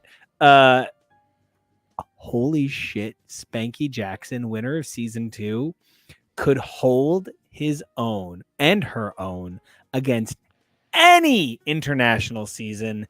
I think she could hang on an All-Stars US. She is the trashy queen of my heart. Look, I love Ketamine. And the cast of Down Under kind of alternates between so doable and completely undoable. And I want all of you who competed to believe you are doable, so it doesn't apply to you if you're watching. It really does not apply to Spanky Jackson. Holy shit, that is the most beautiful Australian, New Zealand, oceanic reality star I've ever seen. Because he is from New Zealand, but currently is a drag queen in Australia. Maybe spent a little too much time looking at his stuff because he's so incredible. Season 1, Ketamine, a lot of fun. Season 2, Spanky Jackson and Queen Kong are the top 2 dream team, like Jinx beating Alaska, like Jinx beating Shea Coulee, like Jinx beating Dela for forgetting her lines. It was really, what a masterclass in top tier excellence. I am so sorry that Australian and New Zealand Drag Race Down Under, I didn't treat you with respect like I should have last week. I called you fun, but the bastard cousin, you are a raving psychopath, and you are the cousin no one will acknowledge, and you're beautiful. Your Drag Race is Florida. You are the penis of So our you country. haven't changed your opinion on what it is. You simply have expanded your perception of what that fully means. Oh my Okay, god! And Ivana I drink get that. this season. You are giving Spanky a run. I mean, Spanky literally owns my heart. But like, oh my god, Spanky I owns my heart. think But the thing that makes me the most glad that we binged seasons 1 and 2 of this as fast as we did. We watched 2 in like 1 day. Actually, we started 1 and we took like 3 days for that, and then we watched all of 2 in I think 48 hours. I couldn't turn And Spanky off. Seriously, I'm one of the most glad we engaging queens did, I've ever seen. and that we are also watching a season live to see the difference, because I think the thing that I found most enjoyable about watching a season so quickly is how fast and digestible I found an 8 episode season of this program, and what an enjoyable ride that made it. And I think especially, you end up rewatching so many things that you love. I know Jonah rewatches a ton of seasons. I know Teak rewatches seasons, and I think them being so short and bingeable makes them so much easier for that as well. And so they're such fun little treats, I guess, to put in between the longer main series seasons. And so, but I'm then interested to see how I'm going to feel about watching this play out over 8 weeks. That's going to be very different. I'm so frustrated in this day and age now, watching things play out over several weeks instead of being able to binge them. So I had never watched. I have watched Drag Race Down Under season 1. We talked about it. So we watched season 2, and Your it's always funny. smugness when I said that my winner couldn't win. We're watching it to the last second, and I'm like, there's no way Spanky's gonna win. I love Spanky so much, she can't win. It's Queen Kong season. We watched the first one, and they're like, "Oh, great!" They were like, "Kinnamin's really the only viable, in our opinion, the only viable winner. That's great." So we're going to season 2, and I was like, "Do you remember who wins?" They were like, "No." Both Kevin and Nico were like, "No, we don't know who wins." I was like, "Oh."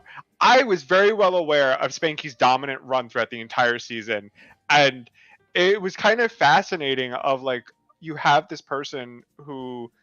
They talk about it. Spanky has the it factor. She has the charisma. She has the talent. She has the nerve. She has, Full Jimbo. She has everything. She's the Sherry Pie without the horrifying controversy that's going to end her life and career. But with the dad bod that makes my dick eternally hard. The only thing that she did not have was the looks. Her makeup was actually pretty good. She actually has pretty good makeup skills. And great wigs. Amazing wigs. She just didn't really have the best wardrobe. But that's easy to change. You can hire a stylist. You can get money and you can get better fashion. It's basically, she's the Australian Lala Ray. No wonder. So I already knew Spanky was going to win, but I was just excited to see who. And I think I was also aware that Hanaconda and Queen Kong were also the top 3 for that. I was just like, all right, where does everybody else fall? Who wins where? Whatever. I probably got one of, in my top 5 reality moments of unhingedness of Minnie Cooper saying, "No, apologize to me. That was offensive," to someone saying, "You're right. I'm sorry. Thank you for apologizing." It was so Not fun. just that. Oh my god. That it later then comes back around where Minnie's like, "Your apology wasn't sincere." Well, you wrote it, so maybe talk to yourself, I guess? Aaron Sorkin, you cannot harass Allison Janney for not selling that line. And then, later to having Pomona Fifth say, I heard you 8 years ago. I heard you say, "I don't mind if Pomona does drag. I just don't want her to get paid for it." To which Minnie Cooper responding with, "Well, that was a joke, and I didn't actually hurt you. The person who told you that hurt you. It's not my fault." It's not my fault someone told you what I said. You should yell at them. Thank you, Minnie, for the level of unhinged reality. Like, and that's what I even now on this episode of season 2 of episode 2 of season 3, I really appreciate that the Queens of Down Under do not care about anything regarding this idea of an edit of how you come across.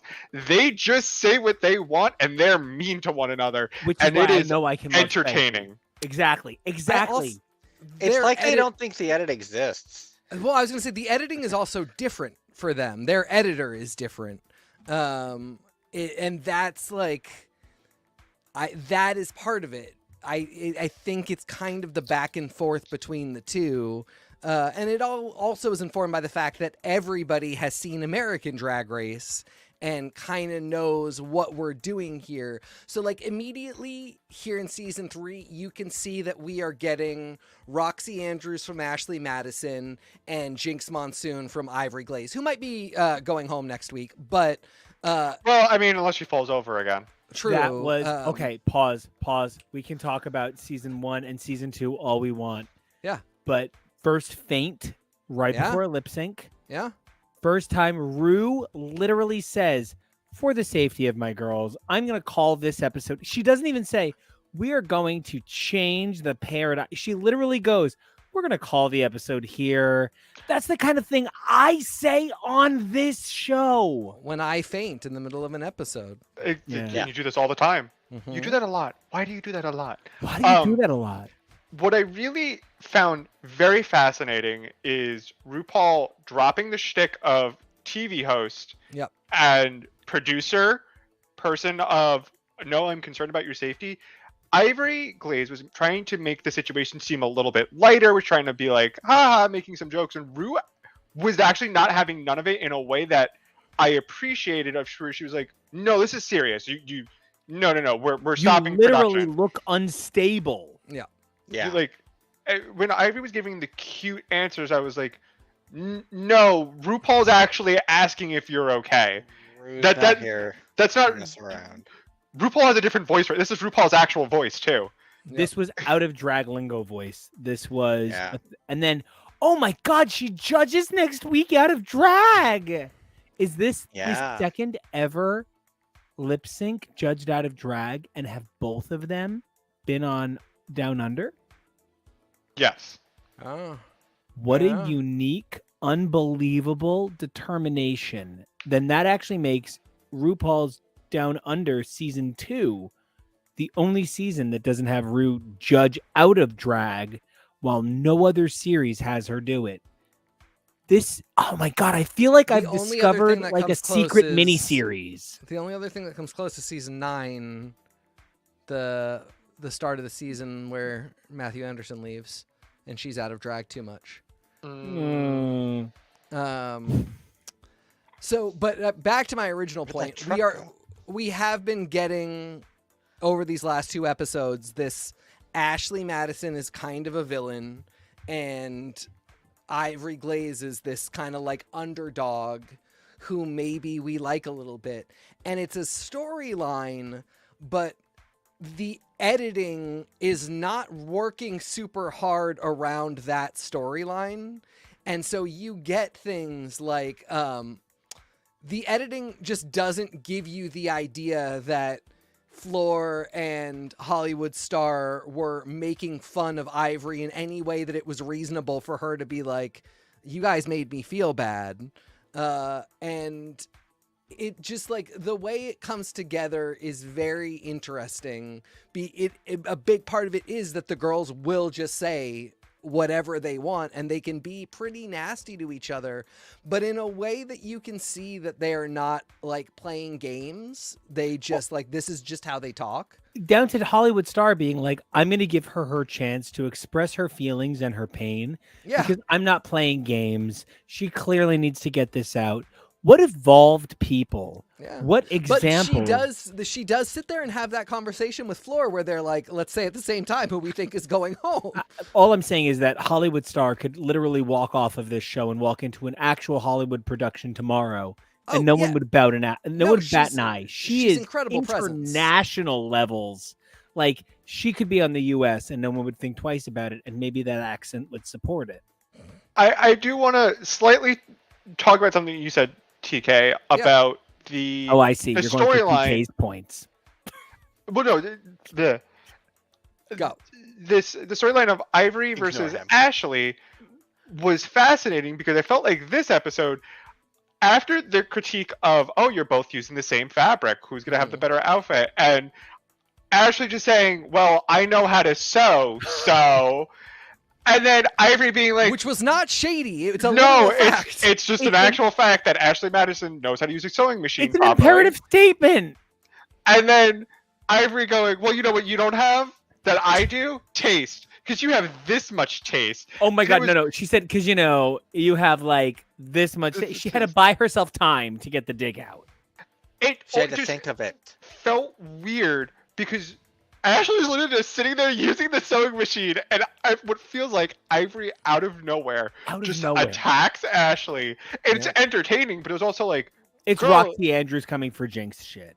you were in the bottom last week.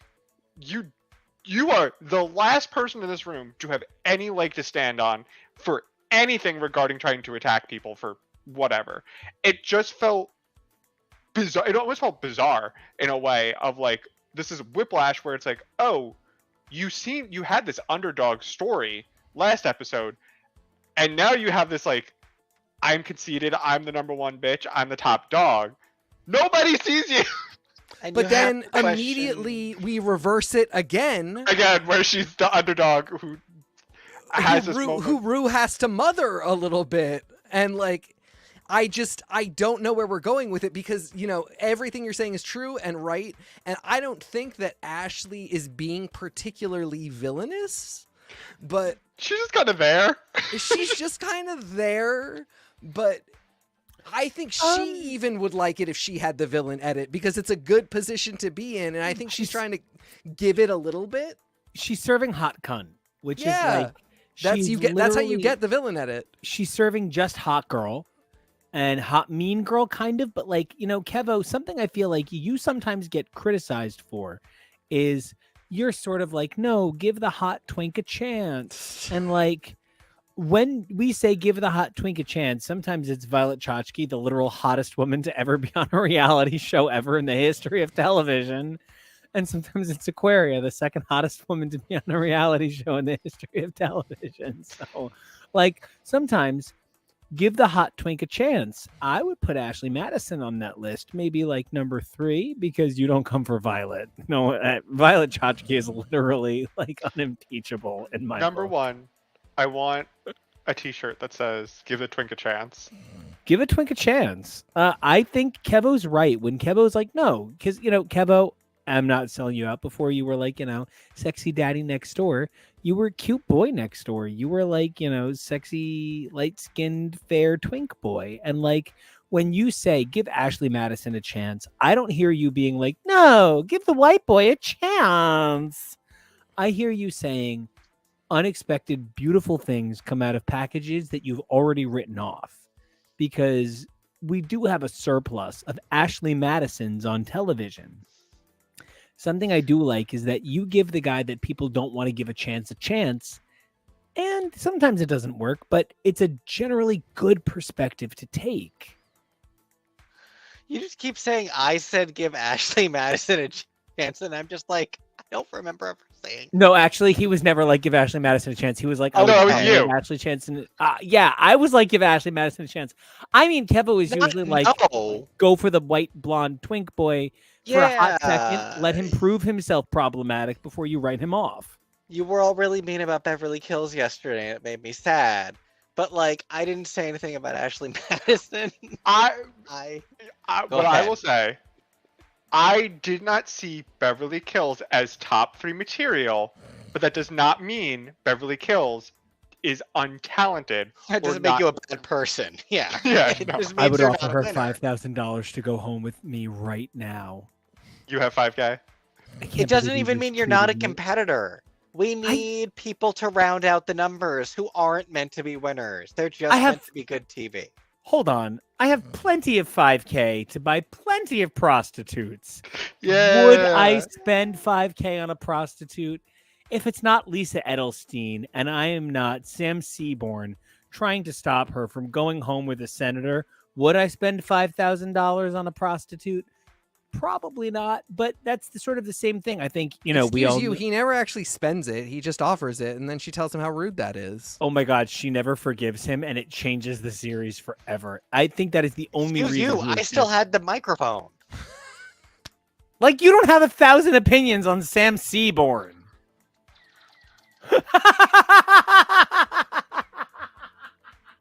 No, this is Australia. Those are banned down there. So I wonder if they have phasers in Australia. Yeah, I had to look up. I need to do my special boards that include everyone's confessional look, because I can't tell what people look like. Is part of the problem here. I had to look up Ashley Madison, the one that looks like a Barbie Ken. I get it.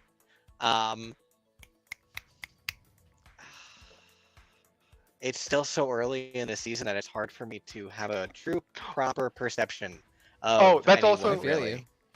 That's also my new thing. Is I love when RuPaul is shady and RuPaul loves to go up to people going, "So why haven't you won a challenge yet?" And my new thing is saying it's episode 2. During the Family Makeover Challenge from season 2, which is one of the best Family Makeover challenges in the entire history of the franchise, because it's an actual single family. It's an actual group of men who want to support their gay family member, and all agree to do it. The hottest one is the uncle. When they all come on through and do this, one of the things that I thought was super amusing was that Jonah just blurts out, "So, guest contestant who's never been on the show before, how come you haven't won a challenge?" Or the coin of that, asking them, "Who should go home tonight?" Who should go home That tonight? was yours. Mine was, why haven't you won a challenge yet? To the guest. Why haven't you have a challenge yet? I in the fantasy world where I do drag and I get on Drag Race, I would not have the nerve to actually do it, but I'd love to in this fantasy. RuPaul asking me episode 2, "So why haven't you won a challenge yet?" I would say, "Ru, it's episode 2. Are you okay? Do you know what week this is?" Broom, you've been in 27 seasons. Broom, how come you haven't won a challenge yet? And then I also You won a challenge yet? Conversely, Yeah, I think just how come you haven't won a challenge yet would be a really good. She would. I have the lose her same number of shit challenge mind. wins as you do right now. I'm telling you right now, when I get voted off of Drag Race as the first ever boy to compete in boy drag, I'm going to just write on the mirror. First of all, as I walk out, I'm going to say, to the one of you who knows what this means, she did say it. She is coming for you. You have to protect yourself. And then when I get back in the room, I'm going to write stuff like that on the mirror. And I want every girl to go insane. I want to take Shea Coulee's I know the secret power of getting blocked to the 36th level. Shea Coulee is my hero. Which we need to quickly circle back to season 2 of Minnie Cooper, who on the mirror naming the 4 queens, she was like, "Thanks for being nice." Well, So that's shady. One last stir of that pot before you go was so beautiful and perfect television. Thank you, Minnie Do I Cooper, have for something that. on my face? I also love when it's like episode 5 and someone goes, at this point I realize this competition is, everybody for themselves. And I like just going, "It's episode 5. You should have learned this weeks ago." I guess I just need to look out for myself and make sure that I win, and I'm not here to make friends. I hate you. Go home. I was not I your also- friend week left. from the beginning. There's I 1 also- week left. It took you this long. I I'm also Deborah. love at the end of the day. At the end of the day, it is what it is, and I just gotta be myself and keep going. It's a new day in the What were you being workroom, and this I've got whole a time? fire under my ass. I woke up this morning Oh in my a different god, who'd you place. get it from? I don't remember eating corn. But I don't Woke up and it was a RuPaul morning. eating corn, but I remember being born. in a positive spin, I feel vindicated for congratulations to the winner of this week's challenge, Isis, who won. Really was the only person who I thought was like, "Oh, they're gonna win," like hands down. I will say I really did enjoy Bumble Love's outfit. And yeah, RuPaul clearly loves Bumpa. but I cannot love Bumpa. I love I Bumpa, agree. but she is kind of a mess. She's a mess. I did maybe suggest it was early onset Alzheimer's. There's just something about her where she's like, what am I doing? She seems very confused. I'm worried. It is somewhere like somebody took all of the parts that make Charo and why can I not remember her name from She Went Home. I can see her. She went home. She came back. They all go home eventually. She's like I karate chop cancer. Cuckoo. Cuckoo. Yeah, Coco, right? Yeah. She's yeah, exactly. Yes. Thank you. Yeah. She's Yeah. half cuckoo, half Charo, half Sophia Loren, but like I think what I'm trying to say is she's half young hot person, half old person, and I don't know what to do with that. She's 50 years Like the old. She 11th doesn't know Doctor. where to hit her marks on the runway, which is That was- concerning. That was Uh, I've only seen 27 seasons. I keep saying 27 because I counted. It's 27. I've only seen 27 seasons of Drag Race at this point.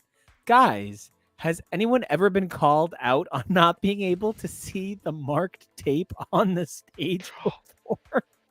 But not even specifically that. It's you didn't do the number of marks you were supposed to do. Yeah. It's you come out, One, you hit a mark, 2, you 3, come 4. forward, you go left, you go right, you go back to center, you hit one last one before you turn and leave. It was fascinating. Of like, did they not realize? Did they just forget? What is going on? Laughing. Is It was this the not first RuPaul the drag person queen. since BB Zahara Benyei who hasn't watched any Drag Race? Like, what No. is happening here? when They're gonna BB meme me or What's when gonna BB was happen like- is I'm gonna say Shantae, you stay, and then that means you Yeah, stay that was here. another weird moment. Why are you, after all this time, we're doing instructions? Did you get the wrong cue card? Did somebody say RuPaul? Well, Style? so I don't know how much more you guys have watched, but after we finished the 2 Australian seasons, we started the UK seasons. We started with UK season 1, Oh my God, Viv looked like a boy. which was so funny because Viv is the last person to walk in, and they've I already keep seen being All like, Star "Who's this 7, so hot they guy?" know. So they're like, so Kevin looks over to me. He goes, "Do you?" I was like, "You know who wins this?" He's like, "No, I don't." I'm like, "Just wait, just wait." And then Viv comes in last, and then it's like, "Yes, Viv, you already know who wins this season," which is fine.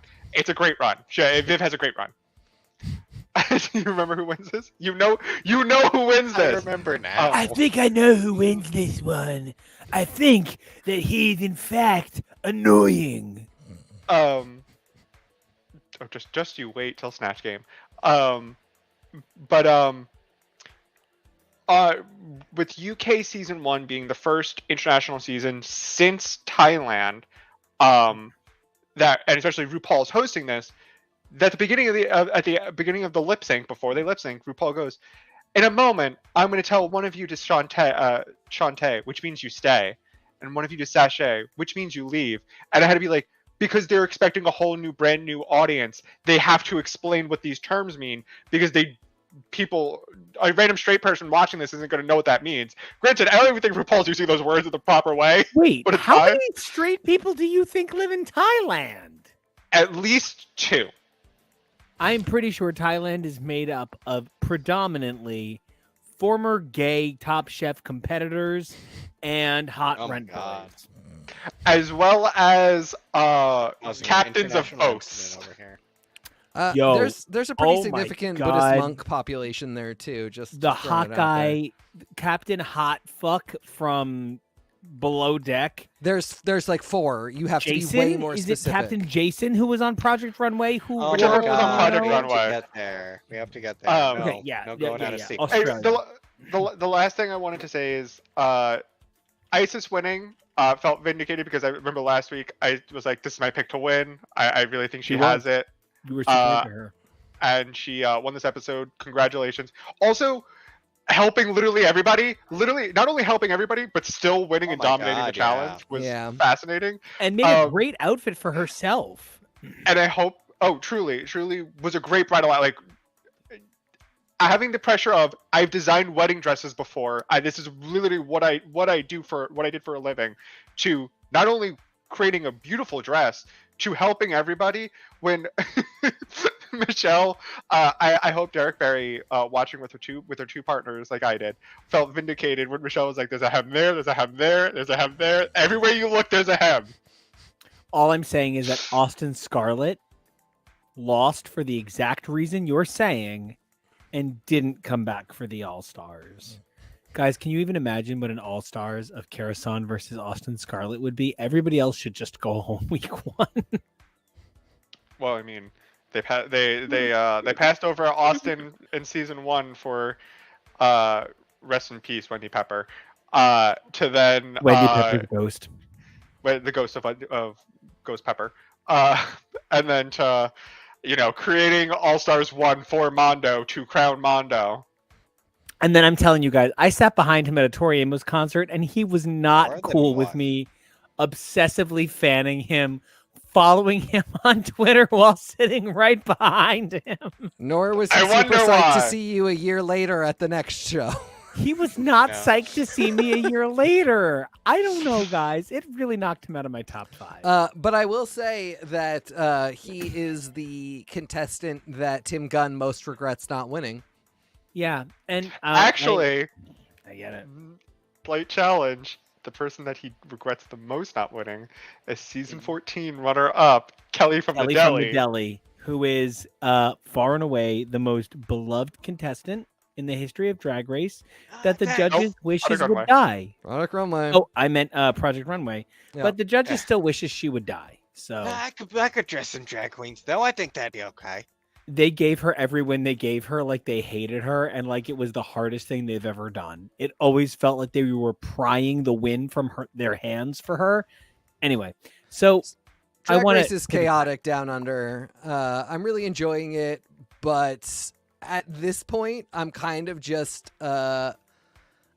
accepting. I don't have any predictions for this at all. This season especially is like, no, Hollywood Star is going to be in the top 3. Like, if she's not, it is I'd like to keep it on situation. No, what part of those are so kangaroo off your face do you not understand? Those are so feasible. Like, at this point, I really don't. She seems like one to me who could just face plant at a particular challenge. Nobody's had to sing or do any kind of acting yet. She could have for somebody named Hollywood Star. I think it'd be fucking hilarious if she could fall and have a temper tantrum. And truly, 100% a possibility. Ellen has a temper tantrum. She just has a temper tantrum. Oh. She just refuses to stop eating cake and come out on stage. Ever since Ivy Winters went out on a smell challenge because she didn't science good enough, and it was also that she thought Tokyo was Manhattan. So I think that was also anything's possible. Back when Drag Race was serious and they made them actually do things like create your own perfume. Hey, become a magazine editor. Design your own magazine cover right now. Impress Aubrey O'Day. That's what makes Drag Race Down Under a little bit better. The challenges are sort of like what might you have to do on TikTok? It's a little bit less, real quick, pretend you have a doctoral in smellology. Oh my God, yeah. I would love it, really, truly, if Dr. Sasha Colby came up to me and said, "Hey, baby, I'm a doctor of hot pussyography, but I don't think that you need a PhD to appear on Drag Race. And until then, I do think the challenges on Down Under a little bit more reflect the Queen's ability. If it were Sugar and Spice, I would think their ability includes play with a ball of yarn. But the Queens on Drag Race Down Under, if one of the challenges were like, jump this car, repair this AC unit, I think every one of these queens could do it. And escape a scorpion pit. Yes, kick this kangaroo. Like, they've got it. And that's just what I want to leave Drag Race Down Under on, because we are literally at the time the episode should be at, just on Drag Race Down Under, because it's great and we love each other and talking is fun. But number one, Spanky Jackson, I'm serious, man.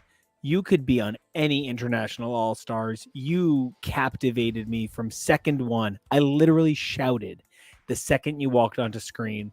Nope, winner. Because I could just see it in your eyes. You had a winner's edit, whether or not you won. This season, nobody has me that way, but Ivanka Drink is perhaps Ivana Drink. My God, that's what the Trump administration has done to us. Thanks, the Viv.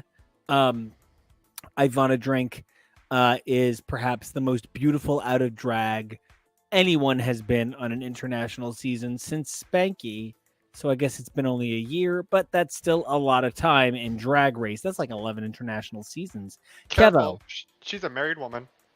girl, I would come in between that marriage and do whatever the Australian equivalent of the slap is about like marriages. Slapping a marriage. Kevo, save me from this terrible joke. The Australians invented the slap. No, drown. Yeah, they did. Kevo, talk. What do you think about Drag Race Down Under? Good. Let's just go to Project Runway. We're down. Give Jonah. We're down for Down Under. Jonah, are you down for Down Under? Are you down with it? Yeah. I'm glad that it got its footing after a shaky first season. I wish they would invest a little more in production, but honestly, part of me also likes how crunchy it is.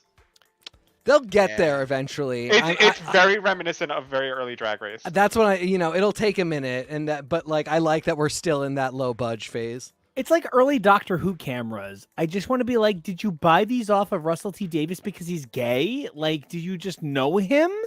Maybe. One of the big reasons why it seems like RuPaul isn't actually there, which is a conspiracy theory I still choose to believe is true and perpetuate whenever I can. Stop it. No, she's there. There's two of her sometimes. I don't think she is. I don't think she's there. And one of the reasons it seems that way is because they never film the entire set of queens and RuPaul together. Not but I ever. think it's because the camera lens that they own is not wide enough to capture everybody. It gets one kangaroo.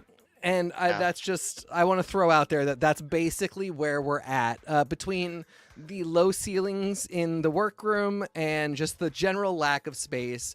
We cannot get RuPaul and the queens in a wide shot, and I think that's hilarious. The good news is this is Australia/New Zealand, and what you throw comes back to you because it's all boomerangs. Jonah, last thoughts on Down Under Drag Race. Baby, are you down? Are you looking to marry a winner of American Idol? Even if the sky is falling down, sure. Did Jason Derulo not sing Down? The song is in my head. I thought he sang it, and I'm pretty sure he's engaged to Jordan Sparks. No, it's Jay Sean. Jay Sean. I even hear the name being similar. Featuring Lil Wayne. Also, did everybody see that Neo is super homophobic? No! Or transphobic? It's even worse. Oh! Yeah. Hate me. Don't hate my trans sisters and brothers. That's garbage. He did a weird, like, children should have a mother and a father, and if your son comes to you and says that he feels like a girl, you beat it out of him. Meanwhile, I was blown away by Jamie Foxx coming out super against the Jewish people and then clarifying what he meant by they killed Jesus, what will they do to you? Was he just meant betrayers? We did do it, and we will do it again. I want to point out Jen Aniston liked that tweet and retweeted it because she likes and retweets anything Jamie Foxx says. And she had to issue an apology. In 2023, Jennifer Aniston is basically Jesus. She's apologizing for Jamie Foxx. Will it never stop? Anyway, now that we know that Jennifer Aniston is the new Katie Holmes, and thus Friends is the new Dawson's Creek. All I want to do is move on to our reality shows, move, and get to our shows, right? So I want to kick things off with Project Runway and get Jonah's opinion, because I know Jonah does have to leave us, sad though it is. Jonah is, here to voice his opinions on Project Runway before he goes. This episode was really unique. Rami coming back, Nina not being missing this episode felt bizarre. And then Anna showed up, destroyed her marriage, got really drunk, and left. Jonah, your thoughts?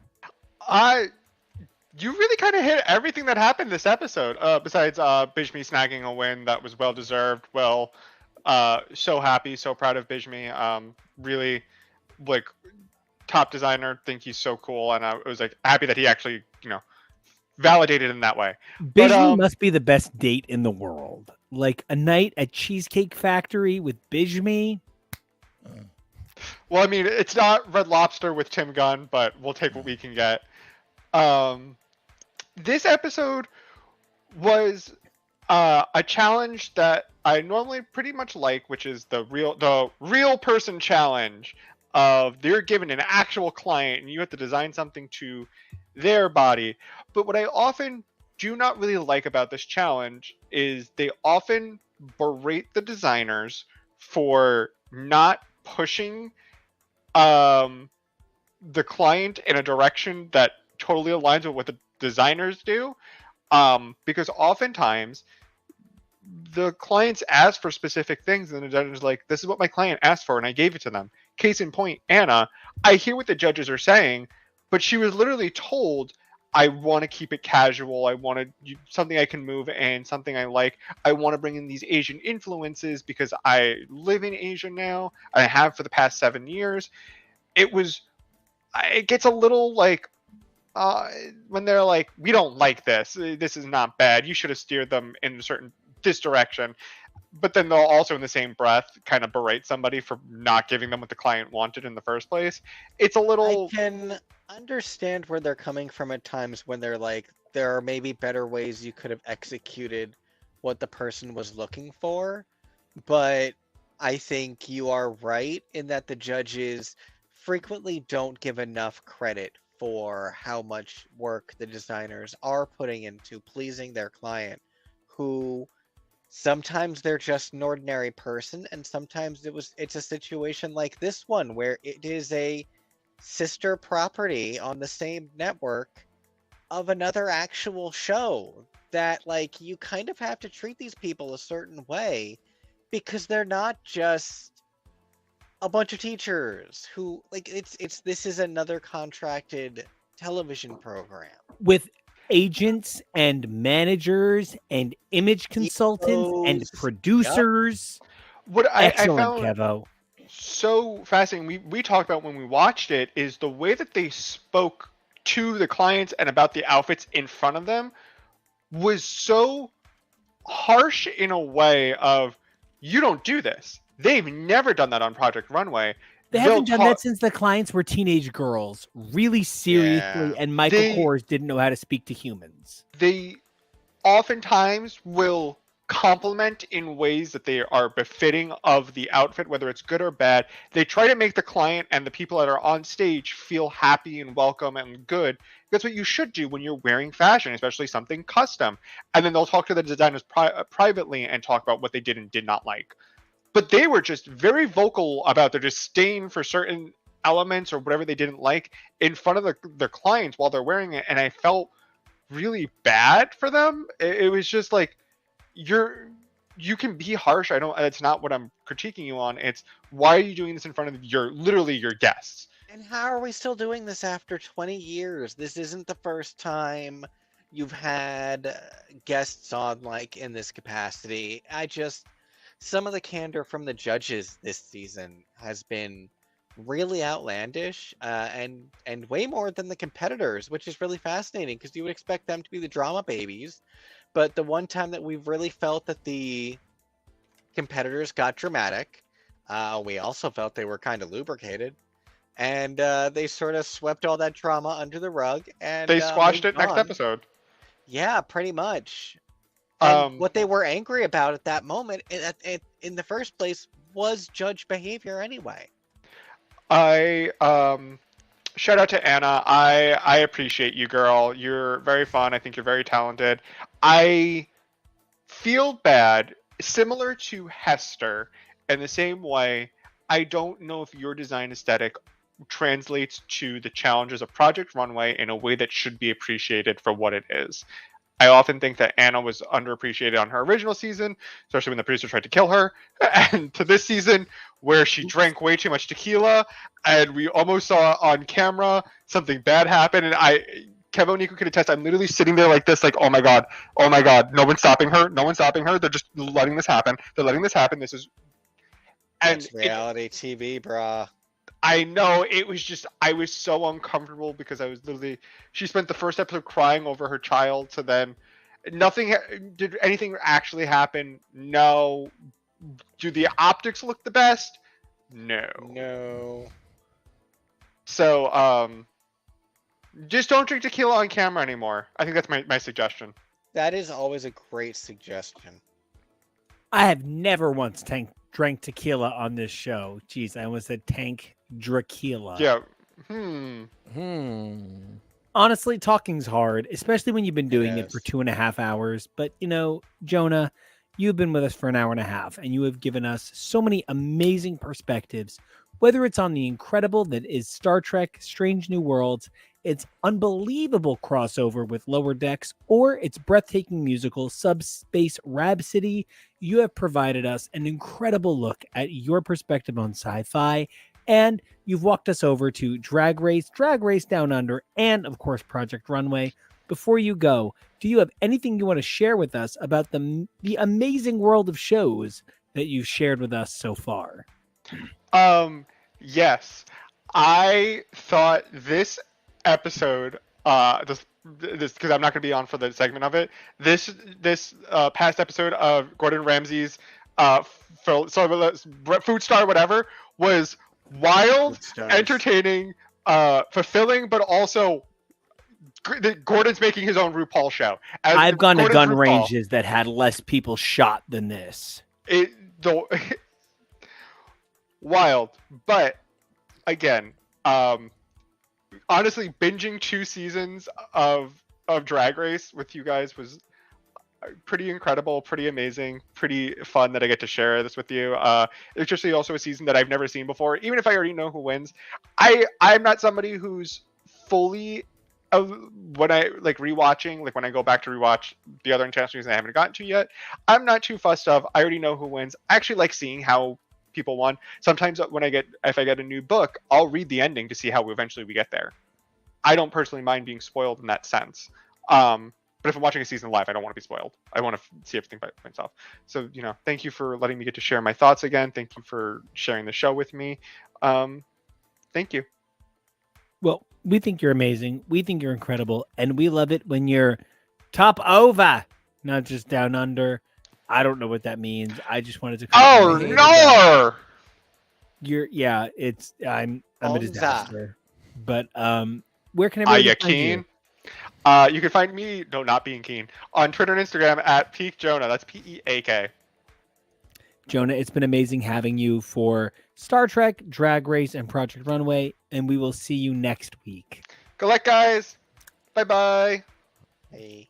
So from here, I do want to just say that one of the things about this point in so many reality shows that this episode of Project Runway represented, and this episode of Gordon Ramsay's Food Stars, which had a double elimination, which was insane. Good. It deserved it. We are at a point where so many of our reality shows just sort of hang. There's this pall that follows so many of these shows because while we talked about how many of these reality shows are 8 episodes, like Drag Race Down Under, so many are still pulling 15, 16 episodes a season, whereas something like Strange New Worlds, an award-winning 99% certified on Rotten Tomatoes, award-winning, breathtaking show, award-winning, one more time, award-winning, because it doesn't win too many, and I want to make it happen. So I'm trying to visualize it into reality. Manifest it.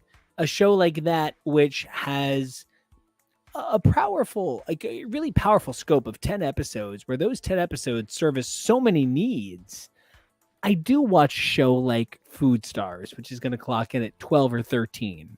I do watch a show like Project Runway, or even our precious Drag Race. And I say, do you need 15, 16, 90-minute episodes with a 45-minute after show or mid show, with a 30-minute after show, with 10 30-minute response shows?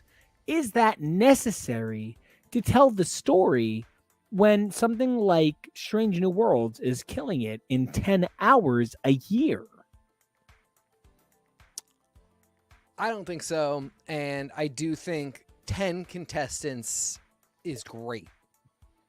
I understand, a part of the thing with some of these reality TV shows is when you've got, 15, 16 contestants, if one's going home a week, even if you're getting down to a top 3, it takes a while to get rid of people. Yeah. But I actually don't know that that's to the show's benefit.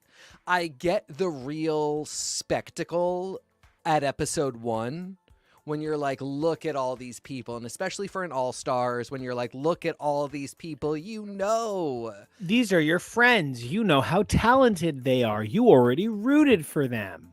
But I do think we knew these first 3 were going home on Project Runway. And this is, this is 12. Yeah. So it's a little bit more in the middle, but this could have been 10. We could have lost Mila and Noelle without a heartbeat. We absolutely could have lost Mila. Just right off the bat, we could have lost Mila. Noelle, I feel like was sort of bad luck, but maybe it wasn't. I sort of think Kane maybe is the other one we could have lost, and then how he behaved to Anna. We just should have not had him on, and then we would have been at a clean 10. Yeah. That's the nature of these shows and sort of the way they've evolved. We keep going to talk about several things, and I only want to talk about this one thing because Kevo has had the board prepared forever, and I just want to clear it off his needs. No, you're fine. The ABC game show lineup has done something I never could have imagined in this last year. It fagged it up. It fagged it up so hard. Gay, gay, gay. And by that, I mean actually Celebrity Family Feud, a show that the first time outwardly gay contestants were on, Steve Harvey kind of reacted like he had never met a homosexual in the entire world and made me feel like I should leave my living room out of shame. And now, when the cast of Drag Me to Dinner is the judges versus the contestants, Steve doesn't miss a beat. He has a great time celebrating these contestants. And likewise, over in the world of $100,000 Pyramid, Michael Strahan, who has never shown. Oh, actually, Kevo, one more second. No, these aren't necessarily in the order that you've built your speech in. Sorry.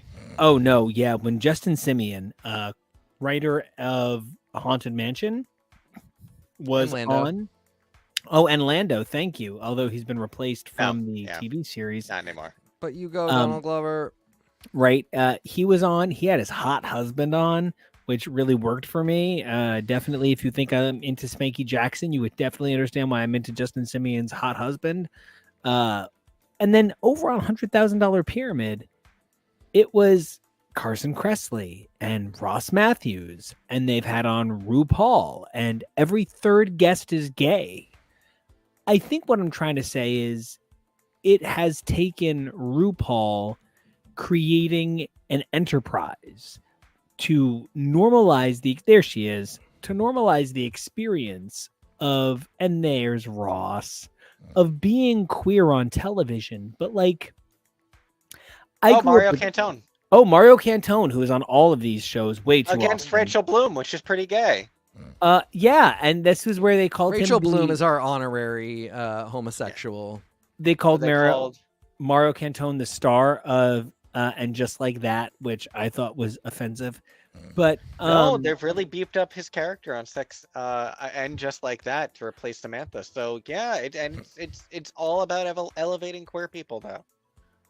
And that's kind of how I feel. Every now and then somebody on Drag Race will say, when I grew up, there were no queer people on TV. And when I grew up, there were like 7. I really remember there was an Entertainment Weekly cover that was like, should Ellen DeGeneres join the 23 out characters on television?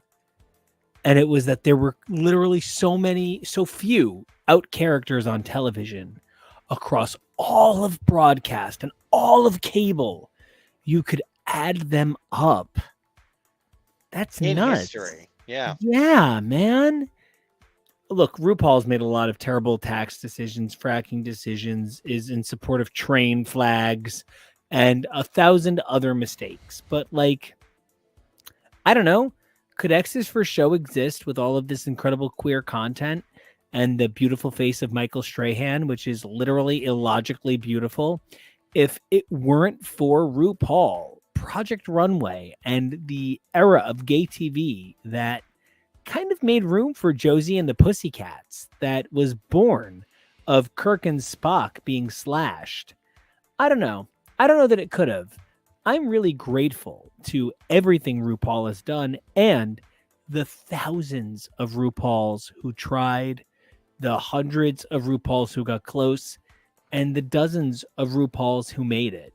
I'm so grateful to all of them and glad that someone like RuPaul, all her flaws on display, is still someone I can point to as a leader of our community, because we couldn't have talked about Star Trek having such pan vibes, couldn't have talked about Drag Race Down Under or Project Runway and the queerness of ABC game shows if it weren't for RuPaul. So that's a place I'm at. I don't in any way disagree. We are in sort of a new renaissance of the queers getting theirs. And, you know, I think it's great. It's always that thing of, as soon as you see it, you see all the things that are missing. You know, there are a lot of people in our umbrella of LGBTQIA+ that are not getting theirs. And this is not something where you say, wait your turn. It wasn't okay in the 90s that it was a question whether or not, you know, it was okay for Ellen to come out. You know, but the response was like, it takes time. You have to let people get used to it. Let her mistreat assistants. Yeah, that really did not end up working out super great for us. Something I love that we are... Go. No, something I love that we are seeing, though, is there are people that are.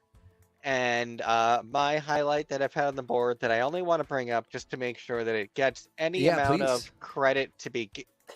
Because it needs a 3rd season or season 2 sucked. But season 2 was really good, really queer, and really progressive. Good Omens 2 is it sort of an example where something that they really they really took a lot of feedback from season 1, and that is where a lot of season 2 comes from, I feel like. And one of those things is there is a lot more queer visibility and a lot more visibility for disabled people. There's several disabled angel characters in this, which is really amazing because there's so much rhetoric around the idea of people telling disabled people they'll be healed in heaven. So to show disabled angels was such a specific and important choice. And, you know, it's important that people keep pushing and keep using power that they have to create visibility. Neil Gaiman has this power and is not queer or disabled and is still using it for these people. I'd love if we could see more queens with disabilities on Drag Race. I think that's something that Rue can start, you know, trying to make sure it gets more of a spotlight. And, you know, because that's exactly, it's what you do with power. It's great what we have gotten, and we don't plateau and we don't stop, is, you know, one of the things I wanted to say. You're not disabled. I'm invisibly disabled, and you're not disabled.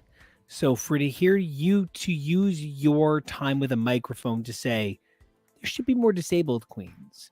You didn't say there should be more, very fair-skinned, handsome, 37-year-old queens. You said something I'm not. And that's what we're talking about. These shows need to service things we're not. And that's the point of what I was saying. TK, I did not mean to step on your closing thoughts. No, you're totally good. I was just going to say real quick that I love that you brought up a Neil Gaiman thing because, Neil Gaiman was one of those people who in the 90s, had a trans character in Sandman that, like, it is now 30 years later, and that character is about to be on TV, and that's like a pretty rare thing still. Like, we're gonna get a trans character on TV 30 years later, and that's still kind of a win. And again, my point is, like, that's not okay. Like, it's not fair to say, like, that's a win now because at least it happened for you guys. At least you got a character on TV. I am watching Star Trek Discovery for the first time right now. There are some phenomenal trans and non-binary actors and characters in that. But again, these are the rare ones, and I love seeing them. None of it has to do with downplaying how great they are. It more has to do with this idea that when it happens, there's a real contingent of people that go like, see, you waited your turn and it happened. And the fact of the matter is it could have happened in the 90s. Sandman was a fantastic comic in the 90s with a trans character. Those characters could have been on TV. We could have had queer characters on TV without doing, Us Weekly articles being like, is this the start of the, downfall of civilization? Sandman might predate HBO. No, backward. HBO might predate Sandman, but Sandman invented modern HBO. Yeah. So when you say that something from Sandman in 1993 could be on TV, it could be on TV now. Wanda is a detrimental representation of trans people in that it lacks the realism and authenticity of real lived life. But Wanda is strikes ahead of any real trans representation that the big four networks are providing us right now. And at the time was so much more progressive, but now, because of the way that Sandman is being adapted, I have absolutely no fears or concerns that Wanda will be handled very differently in a very positive way in this new adaptation, because again, Gaiman was trying to do his best in 1990 and is now going to do his best for 2024. And it's about continuing to evolve your own understanding and try to do better as an ally and as often for people like us representatives of your own tribes. I'm not a trans person. I am not, I'm certainly a man of color in that I am a proud Latin man.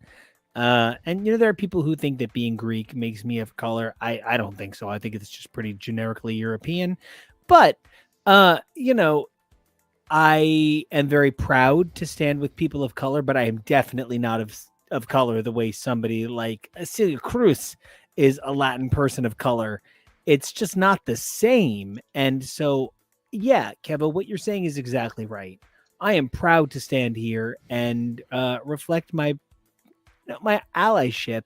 And that's, I think, what a lot of what we're talking about is meant to reflect. Whether it's Strange New Worlds, trying to express otherness is always okay in its own way, or it's the very real otherness is okay of Down Under and Project Runway, though I would like to see a little more color variation Down Under, considering you do have the native First Peoples of both Australia and New Zealand, and they represent some 20% of your peoples. Less than 15% of your contestants is certainly not enough. That's just my perspective. Anyway, soapboxes be damned. This was such a great episode. Ran a little long, as always, because we're just long men. What can we say? We don't regulate ourselves or each other. Nah, we're not here to charge you by the hour. We're here to charge you by the good feeling.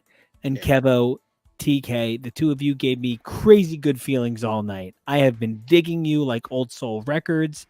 And Kevo, if somebody wants to flip you on and check out your vinyl, where can everybody check out your 12-inch? Nah, more like 8, but that's okay. You can find me over on the socials at Kevoreally. That's KEVOREALLY. Teak, where can everybody find you? You can find me at TK Elemental. Nico, where do I find you? You can find me on this show. You can also find me next week at the Sheridan in Midtown for FlameCon with these 3 fucking amazing guys doing FlameCon, doing Deal Breakers. We just debuted our first episode of Deal Breakers, but we are going to have none other than the incredible, nationally recognized drag voice of Demanda Martini. I have been lucky enough to compose pieces that she's sung. When I say that Demanda Martini is a cut above, my goodness, she is the knife and the slice. It's breathtaking. But you can also check us out every Wednesday, Saturday, and Sunday on this amazing network, giving you guys all the goodness and giving us our chance to talk about the things we loved all week long. And me, Nico, you can check out at Nico Action. That's NICOACTION. And until next time, be brave, stay strong, evolve daily, and we'll see you. I wasn't ready. It's okay. My camera has been kind of jumpy for like 10 minutes, and I haven't wanted to be like, oh no. So I'll just buy time. No, I'm ready now. Oh, cool. I'm going to keep dancing though. I'm going to go watch more Star Trek. Do it. Oh, there you go.